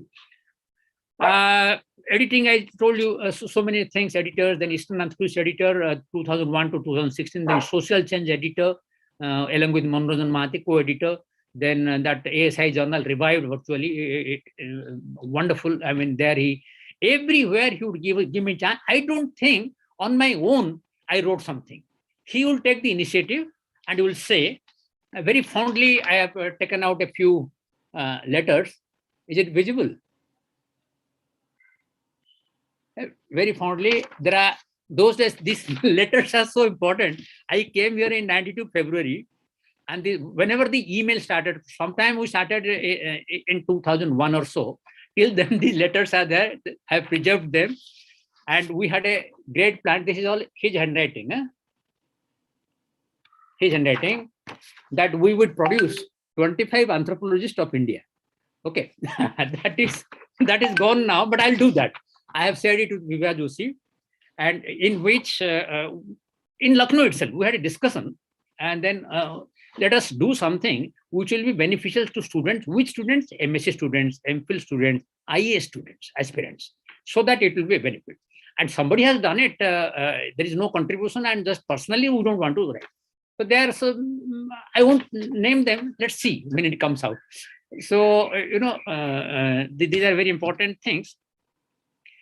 What is now the next point is Vinay Srivastava is a secular person. He's very secular, because he was born and brought up in Chandni Chowk Galia, where our great Muslim friends are there. He has close friends. Somebody passed away who was teaching sociology in Jamia, very close. So they would, that is Didi's bhai also. मुंह वाला भाई या धार्मिक भाई क्या कहते हैं उसको, whatever. So the lot of mutton biryani, chicken kurma, and fish fry. Very fond of that. We would go to. I have visited each and every corner of Jama Masjid with him on foot. Each and every corner, each and every gully of Chandni Chowk, and sometimes also very. I developed pure psychosis. I means me and Samudra Patnaik, of course. That Paratha Wala Gali, that song where Amitabh Bachchan sings, he takes the name of some gully, Bara something, Kajrare, in that song. Kyun Chakravarti? Hai na? Koi Kajrare, that particular gully, we have gone there. Every gully, and the history of Chandni Chowk, no need to read books on Chandni Chowk, on the history of Chandni Chowk. Oh, phenomenal. And say this Urdu Sairi, that Urdu Sairi, this poetry. Then you would say, Chaudhry Sahab, I'll tell you the meaning of this. You are Odia, so you don't develop any taste for Urdu. So you do not understand. I said, no, sir, I don't understand. You tell me the meaning. Then he would tell us the meaning in Hindi. Then he would tell us the meaning in English. Then he would tell us, ki tum isme Odia mein bolo. Tell me in Odia, what is this? So very interesting session. The sessions would be lasting, how many. Then I was not drinking much. I mean, scotch was not much. So we used to do, Bhandari Sahib was my guide, okay? There is a definite relationship between J.S. Bhandari and Vinay Srivastava. No guide would want that his students should go to the other person, other teacher and stay with him for 2000 hours, go by the spirit, long hours, okay? They would never, so we would always hide this. Vibha knows this, Vibha Joshi. We would hide this. Where are you? Sir, coming from the canteen. Where are you? Sir, coming from the library. Something like this. But we would be there inside, closing the door. We will be there inside. Calm now. So then what happens? Bhandari Sahib will go around 5:30. So around 5:20, we will be there in his room, definitely. And we would drop him at his place. Then we'd pray God, oh God, please, Bhandari Sahib, don't invite us to your place to have a cup of tea because that will take 2 hours. How can we talk with him? How can we have a personal talk with him in Jai Jawan tea stall with bread omelette and tea and at least 2 cups of tea and 1 bread omelette and 3 cigarettes? How it is possible? But he would call us sometimes. He will give us biscuit, and he would also tell us about Lucknow. J.S. Bhandari, sir, both are not here. Both must be talking there. So he must be telling the same thing. D.N. Majumdar was coat, tie, suited person. And same things, repeated, everywhere, every time. Then he would come back, would say, what was the discussion with JSB? I would say this, but this discussed only 7 days back. This happens. Okay. Then we'll come back. Then Jai Jawan tea stall near botany department. Okay. Then it is 8:30. I think I must go. Then I would say, well, let's have another cigarette. So we'll come to Mall Road. Mall Road will take 10 to 12 minutes walk. Then he would say, let us wait for a 3-wheeler. He used to take 3-wheeler to Daryaganj, which used to charge 30 rupees then. 1988, 86 to 89, 30 rupees or 90, 30, 40 rupees. Then he would say, oh, wait. No, then I'd say, let's go to our place. Our place is Timarpur. Another 12 minutes walk from there. Then he would come. Sir, please have food. Then I'd cook rice, some sabji and some dal. Only these 3. So no roti. If roti is required, next door was a dhaba. So we'll get some tandoori roti and he'll have it. Then we'll go to drop him in a 3-wheeler at 11:30, come back in a bus around 12:30, sleep. Morning 8 o'clock, we are again there. This is the life. And I think this life was there, if you count days, more than 500 days. More than 500 days. This kind of a life. Can you forget? You can never forget. You can never forget. So, and what was the discussion? The discussion will be on great sociology. Who is big? Who is better, S.C. Dubey or M.N. Srinivas? Then he would say M.N. Srinivas was good at personal talk, but not as a good teacher. And his write-ups are okay type, but S.C. Dubey's write-ups are wonderful. Because he got a wonderful, editor in Mukul Dubey. Mukul Dubey was a great editor. S.C. Dubey's son Mukul Dubey was a great editor. We were very close to S.C. Dubey and Mukul Dubey as well, and Saurav Dubey also, and Leela Dubey. They are in a family only. And then their Bahu is no more. I mean, who is there? Sorry, Robina. So we are all, we knew each other. Then S.C. Dubey is great. Then who is better? But I should not talk on, but I can talk. Andre Bette or T.N. Madan?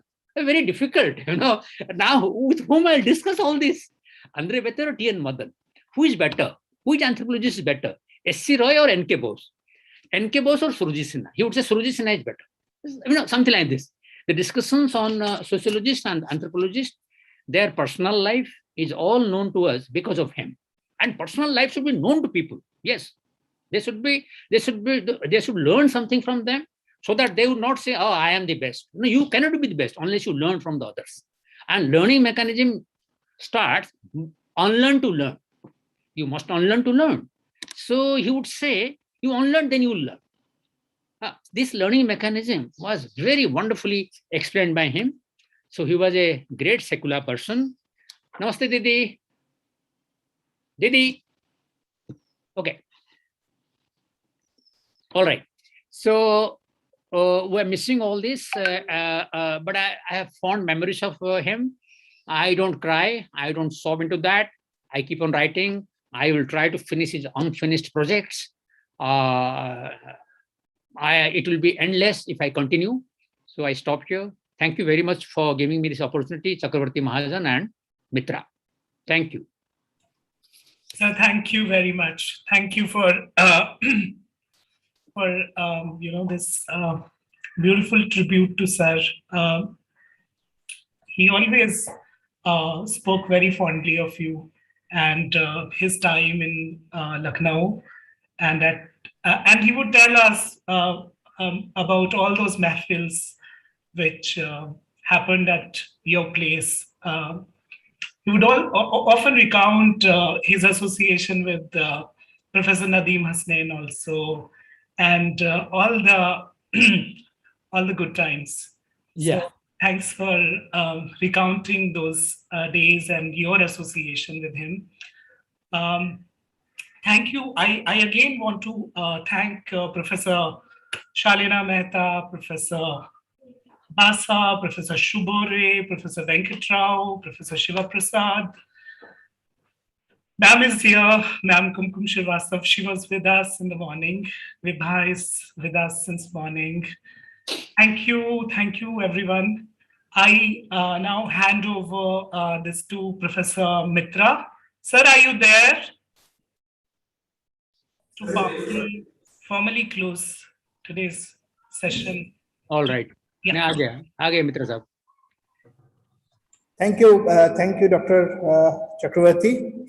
It was wonderful, and thank you, Dr. Chakravarti.